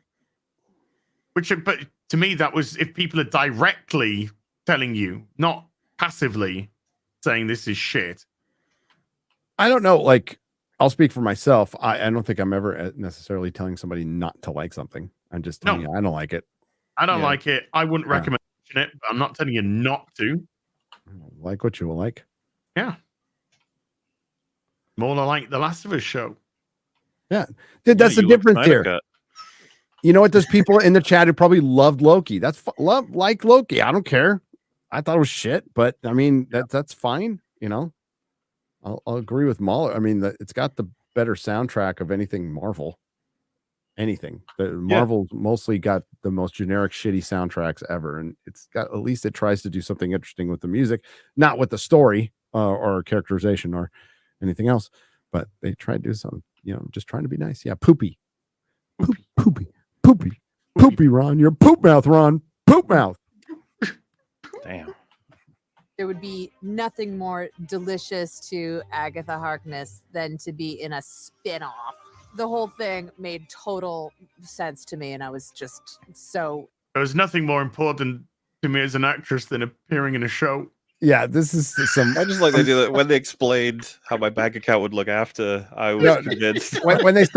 when they start stuttering and blinking, they're like, nothing was so important to me than my bank account. If you did you see the Ricky Gervais thing today that he posted up about like how he bought half of a brewery and he's all, hey, and the brewery's mindful of the environment, and the most important thing is I'm going to make hundreds of millions of dollars off of this. It's like, just say that, okay? It's fine. That's honest. He posts stuff like that all the time. In all fairness, Ricky Gervais, he posts shit like that all the time. He does, and I fucking love him for it. This chick is like just trying to like struggle, like it's really important. She's like, fuck it. No, you're not. Yeah. They asked you to be in a Marvel show. You ain't got much else going on. I mean, you're a character actor. You're doing fine, but they asked you to star in your own show. What are you gonna say? Fucking no, you know. Excited and thrilled. I love you guys so much. Love you, Catherine. Love you back. To be playing a witch in the MCU is amazing. Why? What? Remember when this was originally just going to be a case that they were going to sell? Did that disappear? They were going to offer this physical media without offering the actual physical media, but now they're offering the physical media because. Oh, you mean like this was just going to be a case with maybe like a download code or something? Oh no, yeah. It was a Disney Plus, isn't it? So I don't yeah. But now they're putting in a Blu-ray in 4K, in a steelbook. I'm still not going to buy it, but I love that shit. Steelbooks are like crack with me. I will buy them. I do like that, man. When they're good. Why is it important having a witch? You're not even the first fucking witch. You're not even an important witch, and you're nothing like the character from the fucking comic books. It's just a nothing statement to the point where you almost as if you were to be like, so you're saying if they offered you a role that wasn't a witch, you wouldn't be interested. And then she'd be like, no, I'm saying that being a witch is interesting. And you'd be like, being a witch is so feminist. I hope they have trans witches. I hope they do. Just be like, Catherine, I think all of the human characters deserve respect too, and what you're saying is very disrespectful. So, be careful with your microaggressions. Mm-hmm. I don't see Aubrey Plaza. I don't see Aubrey Plaza either. And if you want to see her in something good, the first 2 seasons of Legion, pretty fucking good. 3rd season, not so much. Well, that was absolutely scintillating. I learned so much. Yeah. Did they give us a release date? Yes. 2025. Go fuck yourself. That's the release date. No, it does feel like Marvel's trying to be a little defiant. We're going to come out with an Agatha thing. MCU chuds. We'll show you Young Avengers. Not my money. You're not wasting my money. No. So no, go ahead. I mean, I'm all for it. Release Echo, drop it all. I'm all for accelerating the process, and we are well into it at this point. It's starting and they're starting to feel it. They're starting to feel a little embarrassed because it's looking tired and old like it is. It's a trope. The MCU, the MCU, Disney Marvel invented the MCU. The fans didn't. I didn't. Az didn't. Kevin Feige invented the MCU and created it. And now it is a thing that is being regularly mentioned that not even Grace Randolph can deny anymore. So, dude, again, we're already I need your advice. So much. I need your advice. Don't do it. It's a lot to live for, Az. Belle is absolutely begging me for another sachet of wet food today. No. She had one this morning. Fat cow. Call her fat cow. Tell her get to the gym.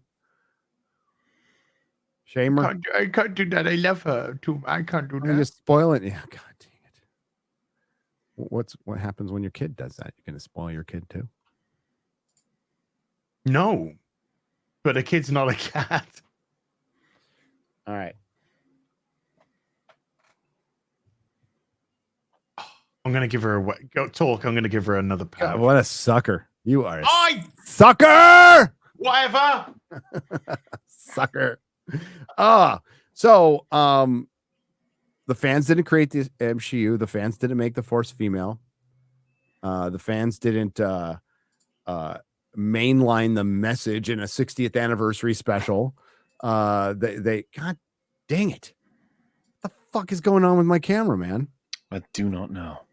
Damn, Disney got me. Kathleen Kitty, she gonna get me. She gonna get me. Check if she's under my bed. She's under my desk right now.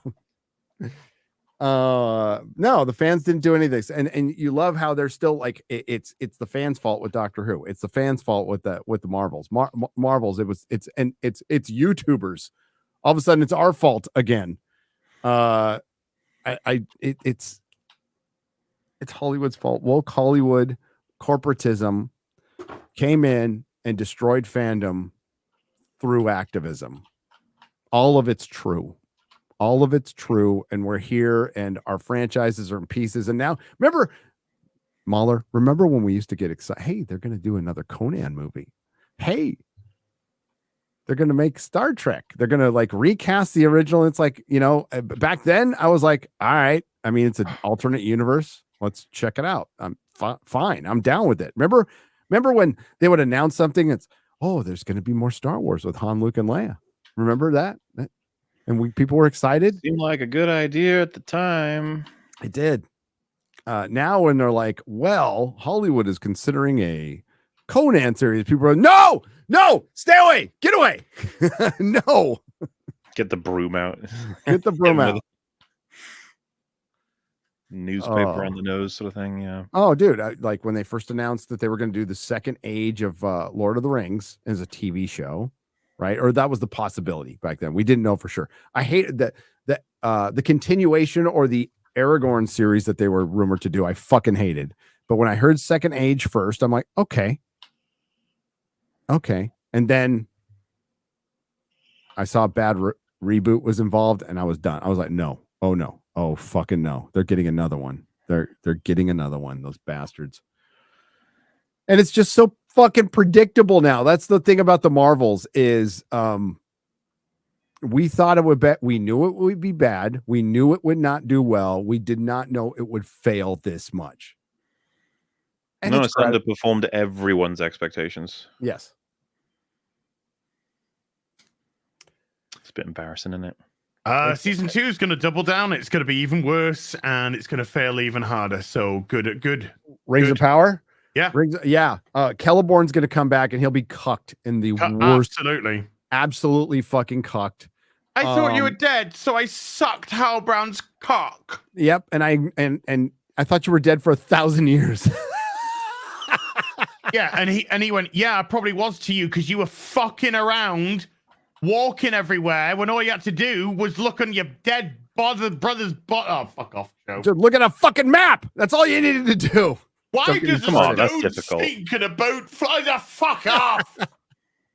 Why does a husband disappear for 1,000 years?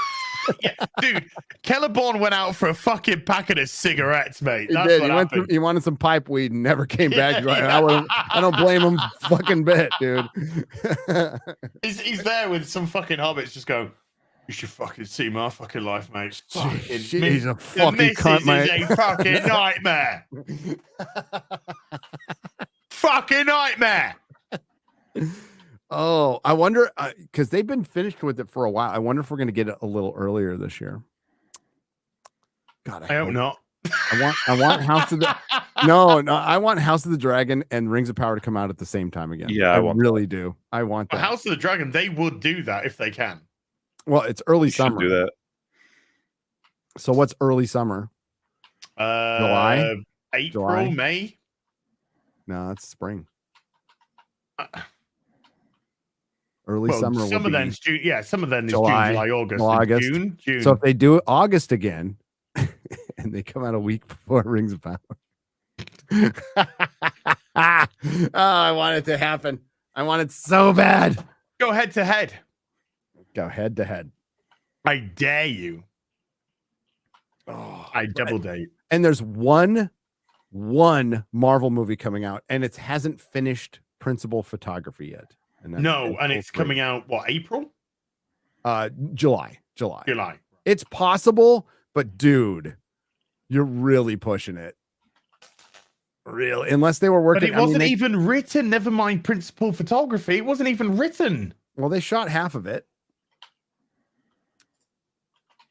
Yeah.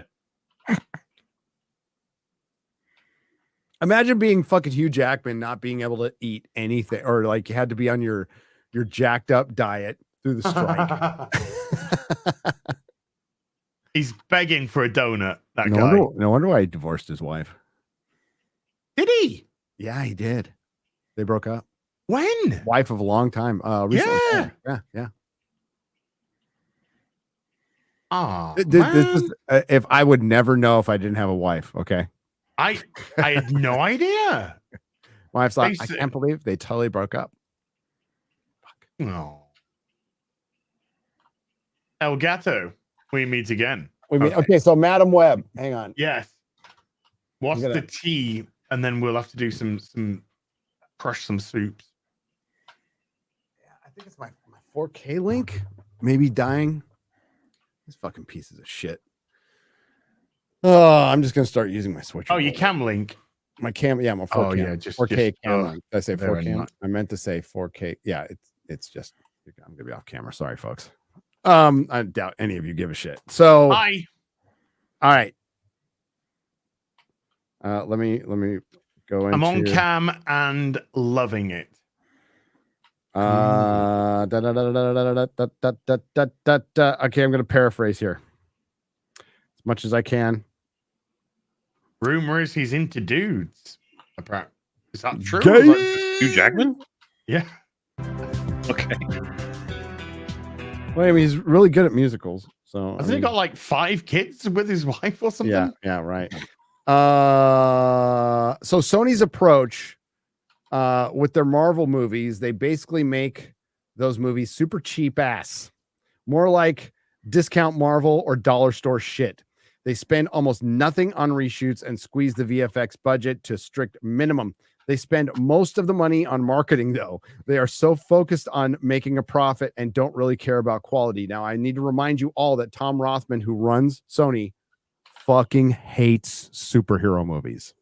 And this is a guy who ran Fox. That's a great combination. This guy ran Fox during the X-Men run, right? So always doing his best to like get away from them as much as possible. He also hates action movies, which is just fucking terrible. So with Spider-Man, it's a different story, right? So with Spider-Man, they focus on it. So Spider-Man is Amy Pascal's baby. And since Sony made the deal with Marvel, is in fact Amy, Kevin Feige, and Tom Rothman are all equally in charge of those movies. It is literally meetings with them three discussing, and someone like Rothman who hardcore hates everything. Wow. So the Venom and the other stuff is more like Avia Rod, I would guess. But it's supposed to connect to Spider-Man. So they're throwing out this shit that the news here is Sony knows it's shit. They know it's shit. They don't give a fuck. They put little money into it, and they know that enough people will be interested to go, and it'll eke out a profit. And that's fine with them. They just don't give a shit. And they hang on to Spider-Man solely because it makes them money. So if and it's interesting that there's this equal partnership between Amy Pascal, who was the former CEO of Sony, who got ran out because of the email leak, Tom Rothman, the former CEO of Fox, who hates fucking superhero movies, and Kevin Feige. So that's probably why we haven't gotten a Spider-Man 4. You think they would kind of rush that? You want to make money. You think that would be something you kind of New Hollywood's not about money, Gary. I know. It's more money. I know. Wow. So that's it. Sony doesn't give a fuck. That's pretty obvious. I mean, it's I'm not stating anything I saw the shocking trailer. here. Yeah, I saw the trailer, but I also somebody who works with Marvel texted me that day. I told you and said we had nothing to do with this, dude. Yeah. He's like, I don't agree with most of what you say, but we had nothing to do with this. I really thought it was just a bad TV show. So when somebody said, oh no, this is coming out the cinema. Yeah. So if you think Venom 3 is going to be good, it's not. Okay. And what pisses me off is why am I blanking on his name now?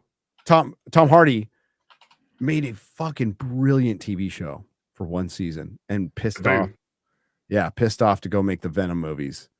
And Taboo is the shit. It is. I would have watched that thing for fucking 10 seasons. Clickety click click clickety click click keys click click. Mahler, Yes. have you decorated your house with Christmas? Yeah. No. Or your dimension. Sorry, your dimension. Yeah. How does a Cthulhu god decorate? Feminine Halloween here, okay? My shit has been decorated since November 1st, I think.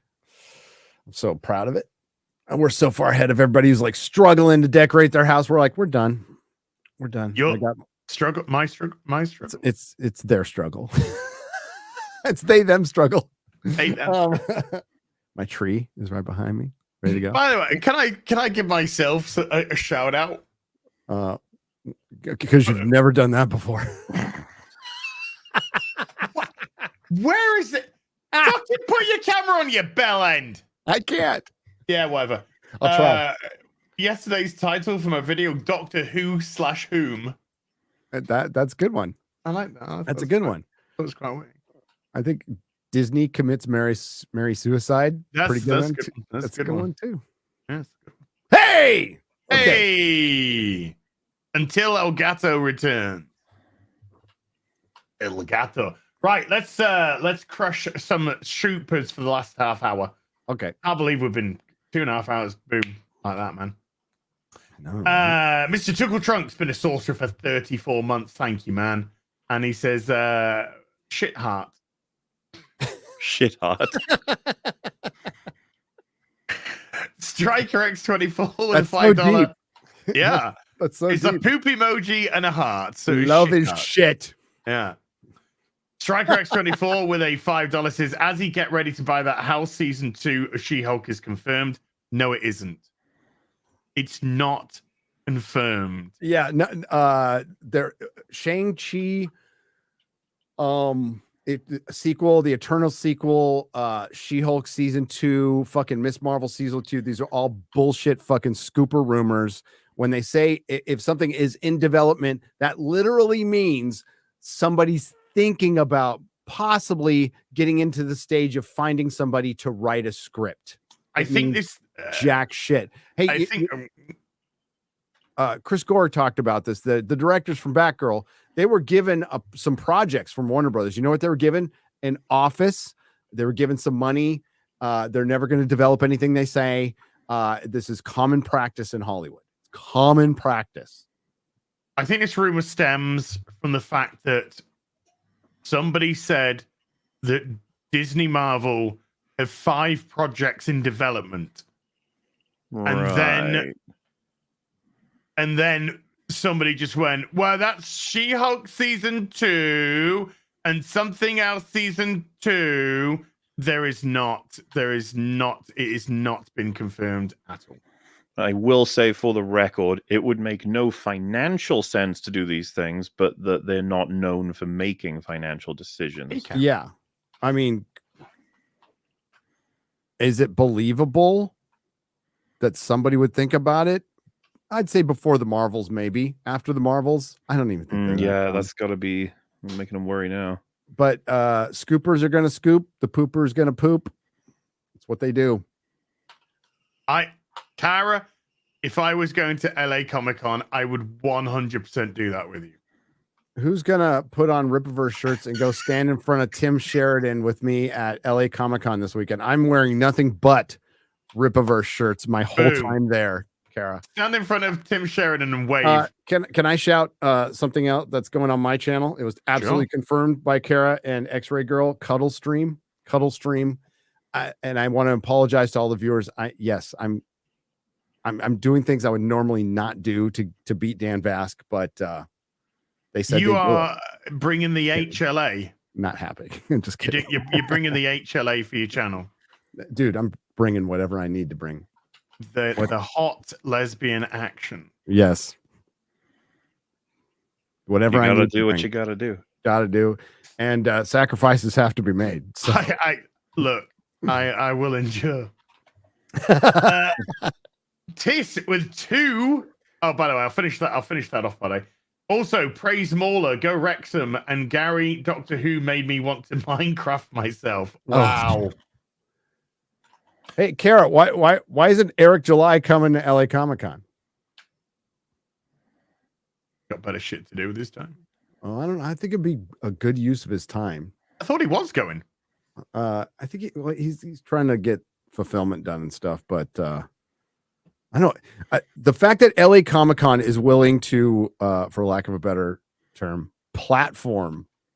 I mean, us, right? Like there's 2 panels. There's one that's called 99% of all movies today, or why 99% of all movies today are garbage, and the death of the modern franchise, coming a week after the Doctor Who episode and Marvel's. At the Los Angeles Comic-Con, a mainstream regular Comic-Con that was started as a Stan Lee's Kamikaze, and changed into the LA Comic-Con, which has turned into a pretty big con. I think it's a pretty big deal that they are willing to give us panels. So I'm gonna go. Dude, I'm home for a day and a half. I just got off the road 21 hours. And I'm hitting the road for LA tomorrow. Because I think it's a big deal. I think it's cool that they let us talk. Can't see Comic-Con letting us have those panels, but if a con is willing to do it, then I'm willing to go. Eric's a busy boy, though. Busy boy. Eric's doing something that the comic industry isn't doing. Selling books. Making money. Yeah.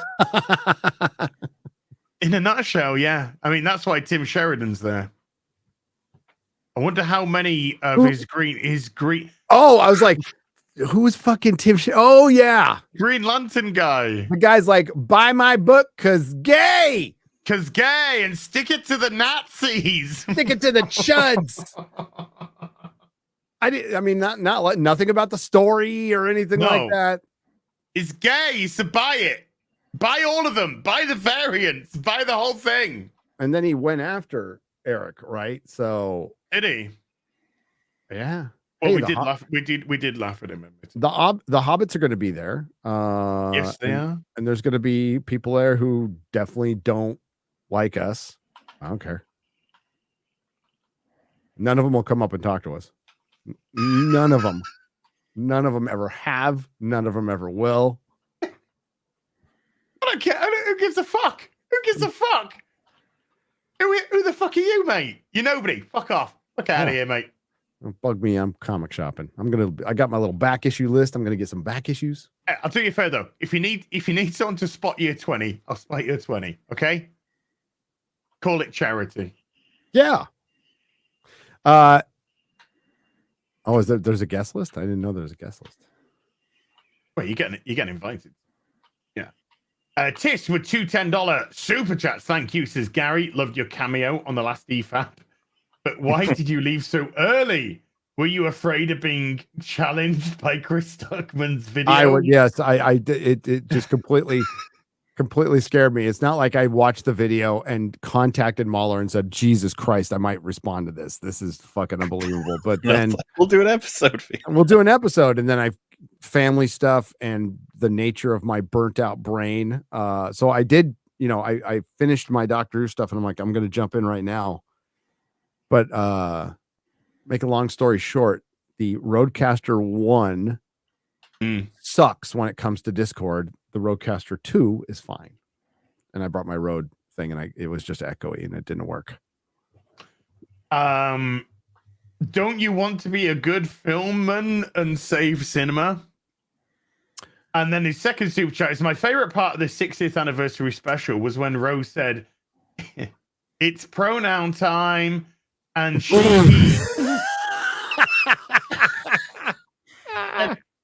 and he was stunning and brave all over the place. I clapped when I saw it.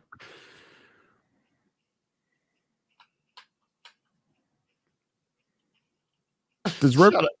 just I was going to say, shut up, Wesley. That was my favorite part of it. But the doctor turned around and said, shut up, Wesley. David 14th.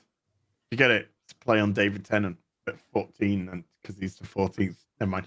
With a £10, 14 pence. Because he's been both Dr. 10 and 14. Would you consider reading and possibly reviewing Liberation of the Daleks? Might be fitting for a comic show during Doctor Who's 60th. But I think there's a very good chance that the real BBC, after the final 3 of the 60th anniversary, we're actually going to do our top 5 Doctor Who episodes to cleanse everybody's palate. Everybody's palate. I'm ready to be. I will very much want to do that when we get to that point. Yep. Yes. By the way, it is a Watch Mojo video that you're in. Sweet. Interesting note that my top 5 videos are making fun of Watch Mojo videos. That's the whole point of it, is making fun of their dumb lists. I don't know if there's any humans that watch Mojo at this point. I don't think there is. It's bot Mojo. Yay! Ah.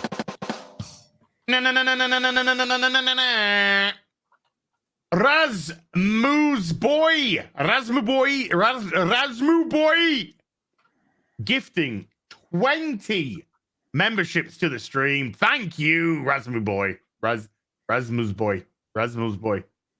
Martin Bennett with a bard for 2. Thank you. Marksman of 117B with a $2 says, "Hail, have you seen the trailer for American Fiction?" I have not. No. TGV Monster with a $10 says, "I watched the Council of Kang scene on YouTube, and the comments were people praising it like it's The Godfather, but I'm over here like it's an army of scenery chewing clowns." Yeah. Yes. He's trained for that. Yeah, he knows what he's doing. Yeah. Grimnack with a $5 says, "Okay, I've been rewatching EFAPs. Gary, please tell me you've come to realize Peter crying at 15 being crushed by a building isn't bad. For real." No. Not going to change. I don't like that to pick. I'm tired of Spider Boy. Absolutely tired of Spider Boy. And I just remember the Peter who the scene that they took that from. I just remember that very young Peter not crying, worried about Aunt May and getting the fuck out of there, and absolutely overcoming something with his power that he had no business overcoming. He does overcome it in Homecoming. Yeah, he balls a lot. He balls too much in those first 2 movies. They're forgettable. My stance has not changed on that and will not, but I like No Way Home. Mikey Gustler because you know what? Aunt May dying, that's something worth crying for. Not the little baby Spider-Man that has to rely on Tony Stark. His building fell on him. He's 15. He's allowed to fucking tear up. It's stupid. Didn't happen in the comic book, which they ripped off from. I do. He had his mask on in the comic book, didn't he? You can't tell if he's crying. He wasn't crying. He was like, "Fuck this, no!" Not. You just said he's allowed to cry if Aunt May dies. Yeah. There you go. You know what? It's okay to cry as a man if a dog dies, if your best friend dies, if a parent dies, and or maybe you're moved by a spectacular movie. Maybe. Oh, what? Maybe you're allowed to cry on that, but you're not allowed to cry if a building falls on you. Nope. Because you're dead. No, it's Spider Boy, not Spider Man. That's he defeated Vulture. He defeated Mysterio. He defeated Green Goblin with the help of Toby. Toby. That's right. That's why everybody watched that movie. Chiboy.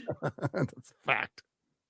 That's why as many people who did watch it watched it. But remember, Tom Holland Spider-Mans have done very, very well without Toby as well. They did prior to 2019. Without them, we'll see. Tom Holland is a very, very likable guy. I mean, now that Very he's likable older, guy. yeah, sure, really short.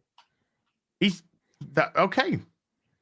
No, he's fine as Spider-Man in No Way Home, and he's fine in it in Civil War and Infinity War. He's fine. He's fine. Toby's the GOAT. Toby's the GOAT. But Andrew Garfield was really good in No Way Home too. Yes, but he wasn't very good in his team. Not in his own movies. Not a fan of the Amazing Spider-Mans, but that's no. Love the music though. Do love the music? well, and I really liked him in those movies. I did. I'm not going to say I liked the writing of the character as much as I just liked his performance. I felt like, I've liked him in everything he's in. I'll give Holland the Holland costumes, aside from the Iron Spider one, which got too weird.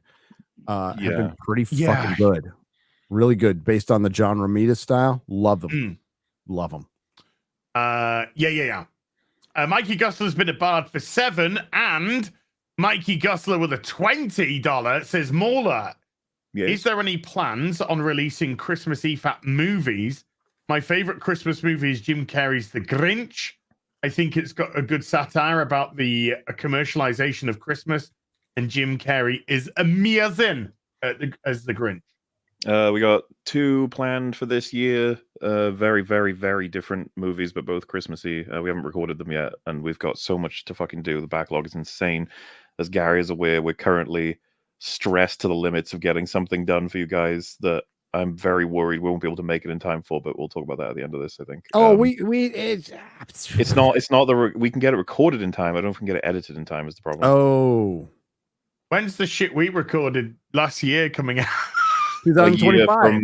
I already said that. Yeah, I've said this to you so many times. I know. Joke about it. I know the it answer. to you. I know. I wanted you to say it. That's why I said it. I wanted you to say the. Get in the fucking queue. You got Shadowmisty is like, we've recorded like 14 EFAP movies. When are they coming out? And I was like, soon. Soon. And you're wanting to record more soon. I'm like, are you mad? Are you mad? Drink got like a message being like, how come you're not on EFAP like at all? And he was like, motherfuckers, I've been on it shit tons. He hasn't released any of it yet. I had that. You haven't been on EFAP for ages. I recorded 3 fucking videos for them. You came on your favorite EFAP of all time recently. I did. I came on a couple of weeks back, and my favorite EFAP of all time. I really wanted to be on that last one. Sorry. So okay. It was insane. Just purely through insanity, that EFAP, by the way. It was crazy. And a great lineup of people. I didn't realize that Nick was actually part of the Lolcal podcast.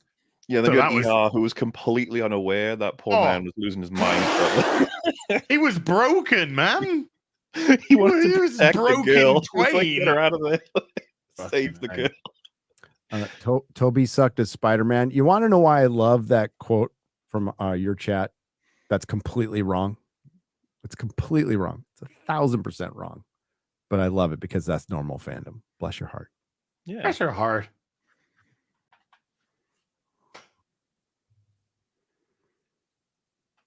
Oh, I thought you were going somewhere with that. Okay. No. He's saying, I did. He's implying it's an absurd statement, but that it's neat to see because it's healthy to be like, whether or not you think a performance is any good. That's the conversations we want to have. Yep. I think Tom is a good Spider-Man, but he's no Toby. No. I think Toby's streets ahead of all the Spider-Man. The one thing, because he's the one thing Hollywood has constantly made a mistake with Spider-Man, more so with Batman, is really not getting the Bruce Wayne Batman character right. Like they haven't gotten Peter Parker. They're always in the early stages, younger Peter Parker. That is a small percentage of the Spider-Man stories. He is mostly a grown-up adult. He's Spider-Man. Mm-hmm. And fuck it. I just give up at this point. I'm just gonna put this up there. Okay. El Gato. I think I actually think that Ben Affleck, Bruce Wayne at the party was really good. Yeah, I liked it. We've gotten moments. We've definitely gotten moments, but like we have never seen a comic accurate Batman in live action ever. No. Christian Bale did some good stuff with it. Sure, He there's been did good some- interpretations, but never a comic book accurate Batman. Not No, even close. well, we haven't had a comic apart from Batman the Animated Series. Yeah, Batman the Animated. That's we're talking live action, not Yeah, the live animated series action. Yeah, is the GOAT without question. The warehouse scene, apart from the kill, the rampant Apart from murder, the kid, That feels like such a huge concession, though. Apart from the fact that he did what he did, it was great. but yeah, apart from what he did, it the warehouse, like the fight, at least the fighting style, at least in the warehouse scene, is I think the closest we've got. But I would maybe override that with the silo scene from The Flash, because he doesn't kill anyone. And and so I think that is probably the closest to how Batman would fight is the silo scene from The Flash, believe it or not. Crazy. Yes, sir. Yes, sir. That movie came out. Remember that? Flash? No. Oh, No. I can't show it because I'm not on camera, but I'm holding a poster tube. Inside this poster tube is I have a couple of Marvel's one sheets, and it's the three girls that I like to. So I'm gonna hand draw with my Sharpie the legs and the butt and everything that I did on that one meme. Oh yeah. And I'm gonna fucking frame one for my house. And then I'm going to give the other ones to members. I'm going to just raffle it off to members. I was going to show that off, but I can't. But yes, I went and bought some of the Marvel's one sheets, and one of them is going to be a trophy, literally a trophy in my house, dude. Thanks, Marvel. Yeah. Aaron Pipes has been a saucer for 9. Now that Az is taking a month off FNT to transition, what pronouns are we using? What name and what size implants are you planning? Are you doing bottom surgery? Yes. And my pronouns are going to be chair boy. Quitter. That's his pronouns. Quitter. Damn. Oh, I'm sorry. Does truth hurt?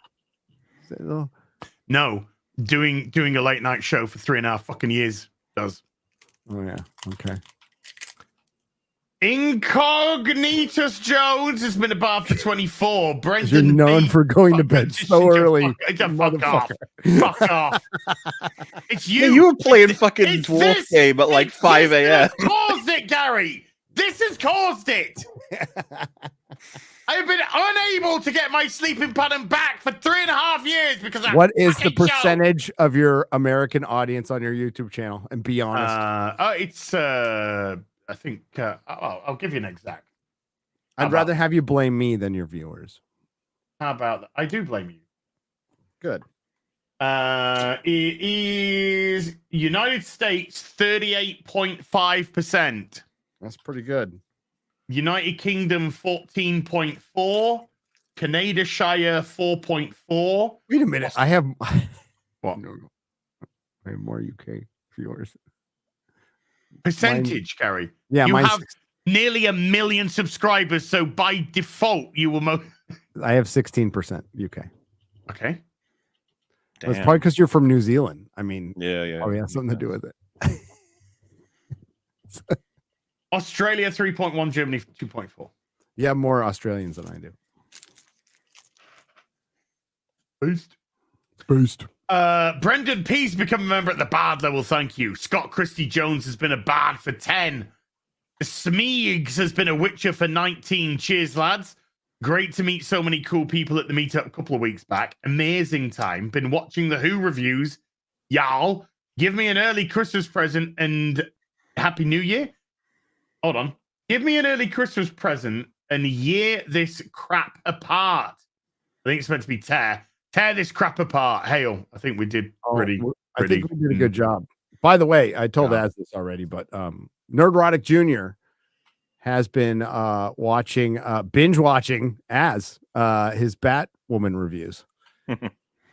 Aced. So, yeah, he's like in the back of the car going, yeah, well, what are you watching? Wait. As? Well, what? I never had any doubts about your family, Gary. Just you. Okay, well, I mean, that's fair. Yeah, just I tell him, just after he's done that, you put him onto the Robin Hood. That's the good stuff. He says your suffering is brought him great entertainment. So heard that quite a lot. Yeah. Heard that quite a lot. You just have to read the comment section in one of those videos, and you'll see that many, many times over. Mm-hmm. General Grievous with a £5 says, fuck the Star Beast, fuck RTD, the walking STD, the Doctor's regenerating, will forever be my favorite moment in Doctor Who. Remember when the Doctor was executed by the Time Lords? Yeah. Forced regeneration from 2 to 3. Uh-huh. And it mean, isn't it? And it went in color, by the way. Play Trek with a 50 Swiss. Went away for a couple of months and Mauler released a short video. Gary has developed a fetish for roided girls and as videos are now a fit man reading the dictionary. What's going on? It's a topsy-turvy world. It's a crazy world. It's a crazy world. Yeah. Yeah, but he definitely has a roided girl fetish. Well, a roided man with a girl's head. No, see, that's why nobody can get on me for that Dude, fucking thumbnail. That because Doctor if you do, Who thumbnail is fucking amazing. I died laughing when I said, "Oh man, Perry Chan, baby." Oh, hey Gary, hold on. Have I got? Oh no, I was gonna pick up my fork and go. Oh, it's so good, so good, so good, so good. Oh no, we got. By the way, chat, we got so many fucking supers today. Thank you so much. It's crazy. XPM with a $20 says, excellent video today. As you know, maybe if Russell T Davies was a woman, then he would have understood. Oh, got him. Yeah, you can't also, spell. Yeah, you can't spell retard without RTD. Without RTD.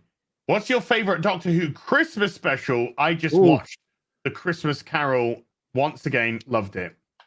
Can we say Waters of Mars? I mean, I know it's not, but can we say Waters of Mars? No, you can't. You got to have a Christmas special, and it's either Voyage of the Damned or a Christmas Carol. Voyage of the Damned. I'm not sure. I'd have to rewatch them. I'm not sure which I'd pick because I quite like a lot of them. I rewatch them around Christmas all the time. We could on our Christmas live stream. We could talk about it. Sure. Let's do it. James Norman with a bard for 7 and Twirly Wolf with a Witcher for 22. And Elric of Menneborn with a bard for 6. Big Rog with a 2 Canadian. Thumbs up. Good to see you, Big Rog. Josh L with a $5 says, hail the real BBC. Since Asmola and Gary are all expert gamers. Some more than others, let's be real. Does any of you get excited for the Fallout TV show in April? No, not remotely. Anyone else? Lisa I'll check Joy, it out, but I'm not expecting anything. Creators of Westworld, diverse female lead. That's a no. Okay.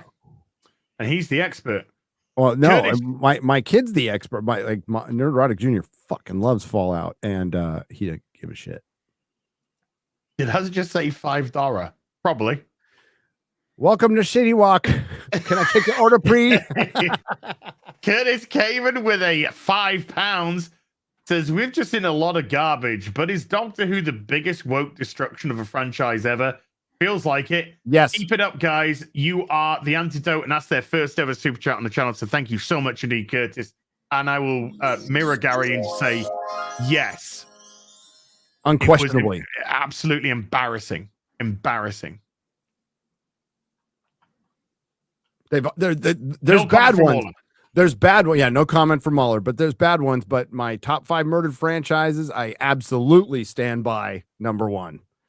Because they're the only ones that went back in their own story and retconned a origin of a character that's been around for half a fucking century and made it a diverse girl who fell very peacefully to her death.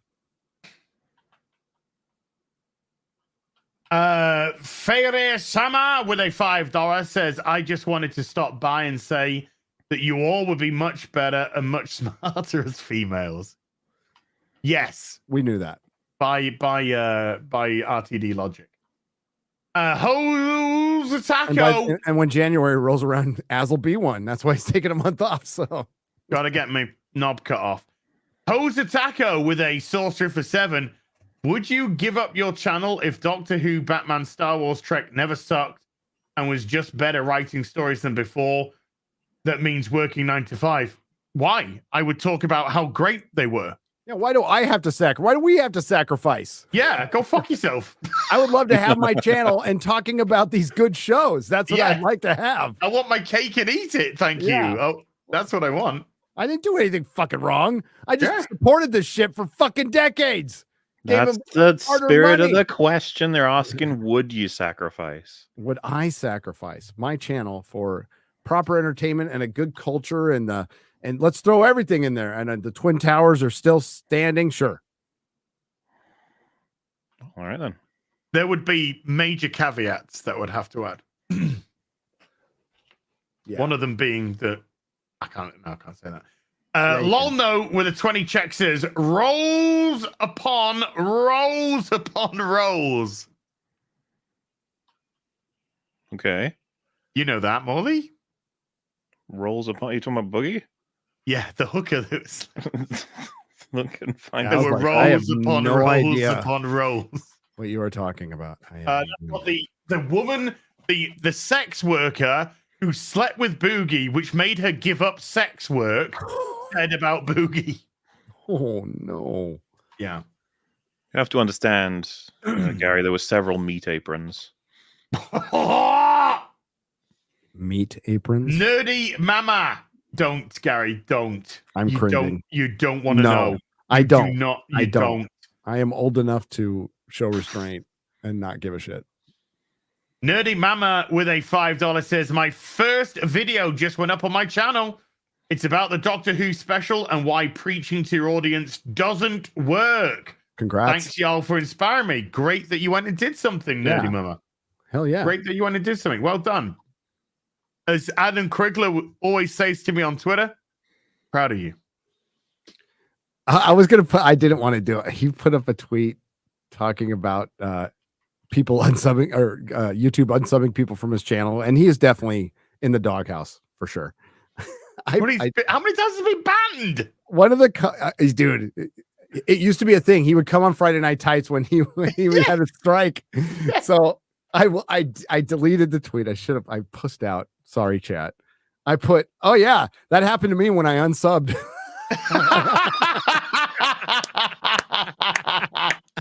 I was like, I don't want to be mean to Adam today. Maybe tomorrow. Gunnar with a 50 Norwegian says the BBC's own review called it The Message. Yes, they did. And they also didn't like it. That was Grace Randolph calling it the MCU. Yeah. That was the BBC Culture website that gave the episode a poor review. The BBC, who still somewhat controls Doctor Who, how much we don't know, one of their writers was free enough to essentially quote the drinker, critical drinker. Congrats, buddy. Yeah. Congrats, buddy. Who is the #1 respected voice in film criticism right now. Yes. Without a doubt. Without a doubt. Ministry of Wrong Think with a $20 says, be Doctor Who writers, retcon Davros because having a bad guy in wheelchair reflects on all wheelchair people. Also, writers makes the beast with pronouns an evil enemy of humanity. What did Russell T. Davis mean by this? I think they they paint themselves into Mahler brought this up. The inconsistencies are they paint themselves in so many corners that and you're trying to satisfy something that will never be satisfied. Your boy Zach made a pretty good video today about the comic industry and who they've been pandering to, which is essentially and we really should have gone over it this episode. We'll try to go over it next week because there's been a lot of chatter from comic book retailers. Phil Boyle from Comics Conspiracy, who I know through name only from when I was retailing, big time retailer, called out a lot of shit, and it triggered the SJW comic book retailers, including Brian Hibbs, which we're going to go over, who still deny that there's a culture war going on. But to make a long story short, sure, these conversations are now being had, and they're just freaking out over it, right? But it's a fundamental truth at this point. It's a fundamental truth. Freak out what you want. Your industry is dead. Your industry is dead. Your industry is dead. But hey, you can be in 2023 and go around New York Comic-Con asking creators whether or not they're comics gay or not. Fuck's sake. Absolutely broken industry. But Hollywood's, entertainment's going down the same road, the exact same road. They're making the same mistakes. So's gaming. Yeah. So's AAA gaming. Because you're what Zach's point was, they're pandering to one of the smallest percentages of an audience, and then they're not even pandering to all of them. They're pandering to a smaller percentage within the small percentage. Dude, how many times have I said that? Yeah. How many times have I said you are selecting a 3%, and then what of that 3% actually buys fucking comics? And then you're trying to get them to then buy your comic. You're talking tens of people. Tens. And the vast majority of men, between the ages of, we'll say 18 and up, they have abandoned. The comic book industry is abandoned, and now Hollywood thinks they can abandon them too. Mm-hmm. And Zach brought up that they were aging out. Well, what's aging out? At what point is aging out? Well, aging out is when you lose generations of younger. You want to maintain your hardcore customer till the day they die, okay? Because they're your hardcore customer, and they're also the custodians for the new generation, right? And they tend to have disposable income. And yes. Well, that's why recently, I'm saying in the last 50, 60 years, the rule of, nostalgia is 20 years. It's basically a 20, 25-year rule. And it's when the kid grows up enough to have and gets old enough to have the disposable income to start getting shit that they couldn't get when they were a kid, and also enjoying the stuff when they were a kid, when they were a teenager, when they were 20 years old. Like, I enjoyed comics from when I was 6 to when I was in my 50s. Pretty equally. So something changed. It wasn't, and at first I thought it was me. At first I truly thought, I'm like, oh, it's just me. And then I found out it wasn't. It turned out to be them. Yep. Locksaw with 5 gifted memberships. Thank you, Locksaw.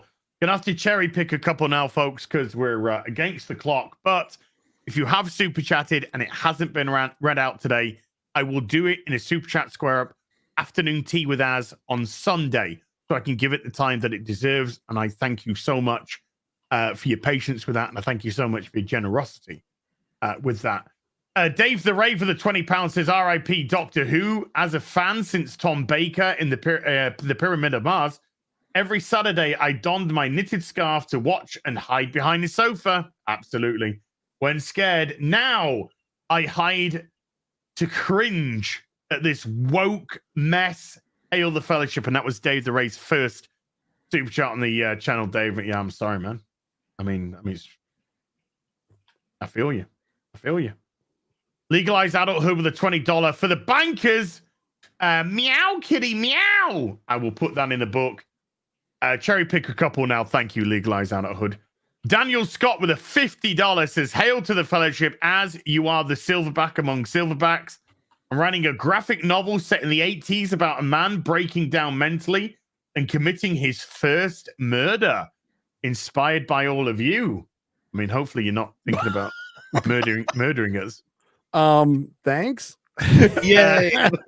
No, Daniel, it sounds like actually legit though. Sounds like an interesting concept. That's cool. Sounds like an interesting concept. Let's scroll and grab. Resef the Cripple with a $20 says, "Hi, wheelchair users since the second grade here."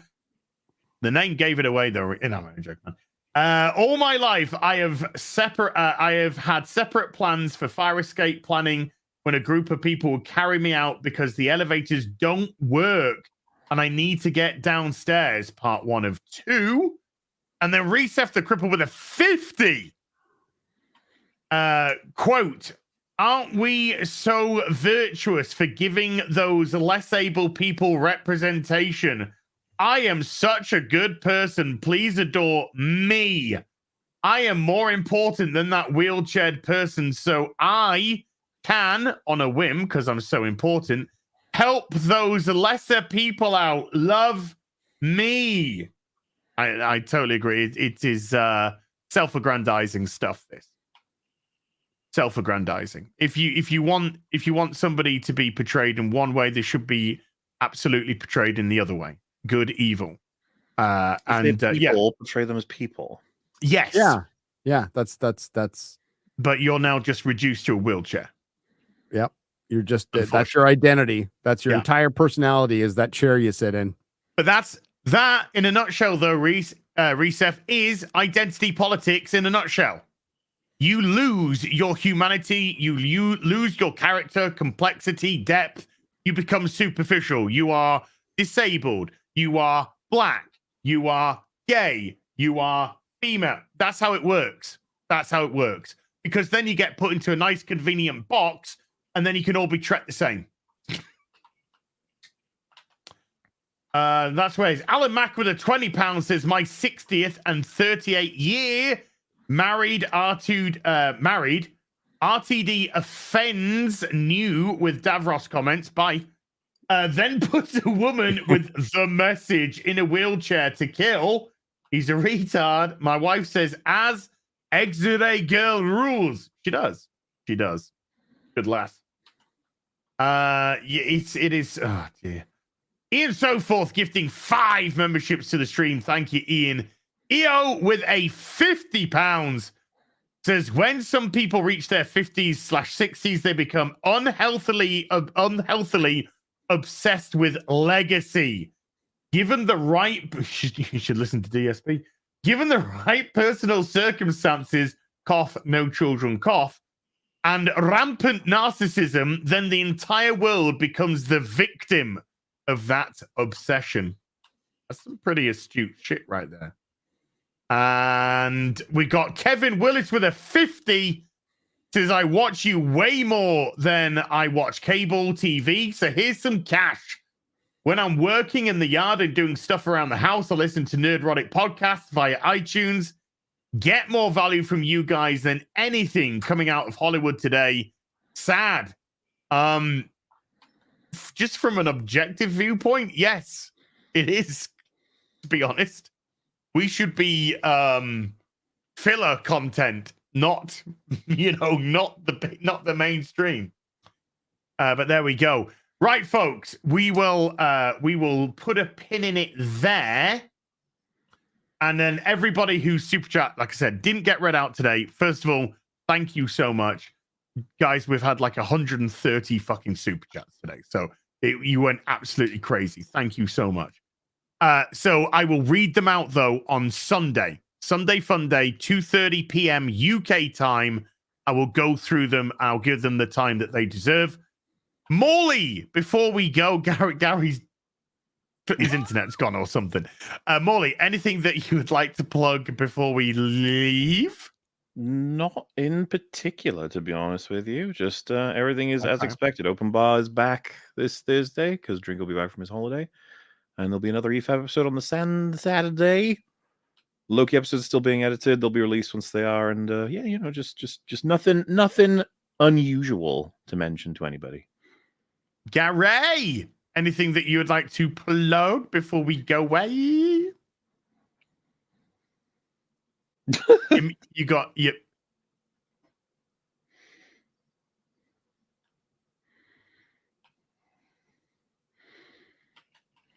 Doesn't work if I do it. I know. Yeah. That better? Can you hear me? Yeah. now? Hi. How you doing? Hi. Sorry.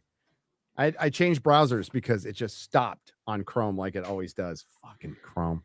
I'm gonna miss you on Friday Night Tights. That's what I said for a month. We got this guy and lesbian haircut discourse going on. And I will be in LA this weekend at the Los Angeles Comic-Con. I will have a panel on Friday afternoon, which is 99% of all films are garbage. And then Sunday afternoon, we have the death of the modern franchise. We might try to do a little last minute meetup thing that we're going to announce maybe Thursday night. I don't know. It depends. In Pasadena. So keep an eye out on Twitter and stuff. But I'll be with Chris Gore and X-Ray Girl, Kara out there, and Mrs. Nerdrotic, and we'll be running around the con. So if you're there, if you're at LA Comic-Con, come up and say hi, please. Thanks, Az.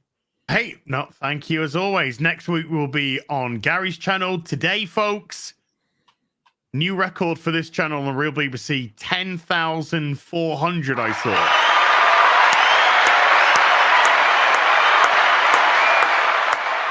Hell yeah. Absolutely amazing. But do you know what's sad? Is probably a lot of that, Gary and Mauler, is made up of people wanting to hear about the Doctor Who fallout. Because the fans are there and they've always been there. It's just the BBC, Russell T. Davis, et al., Disney, that have decided to alienate them. That's the sad reality. Yep. And they were never going to get everybody back. No. Ever. But they could have got some. They could have got some.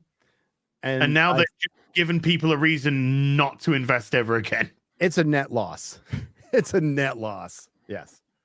But yeah, I mean, I know because whenever I do a Doctor Who video, they do very well on the channel because there's a lot of British people here, obviously, and whatnot. And it is a British institution.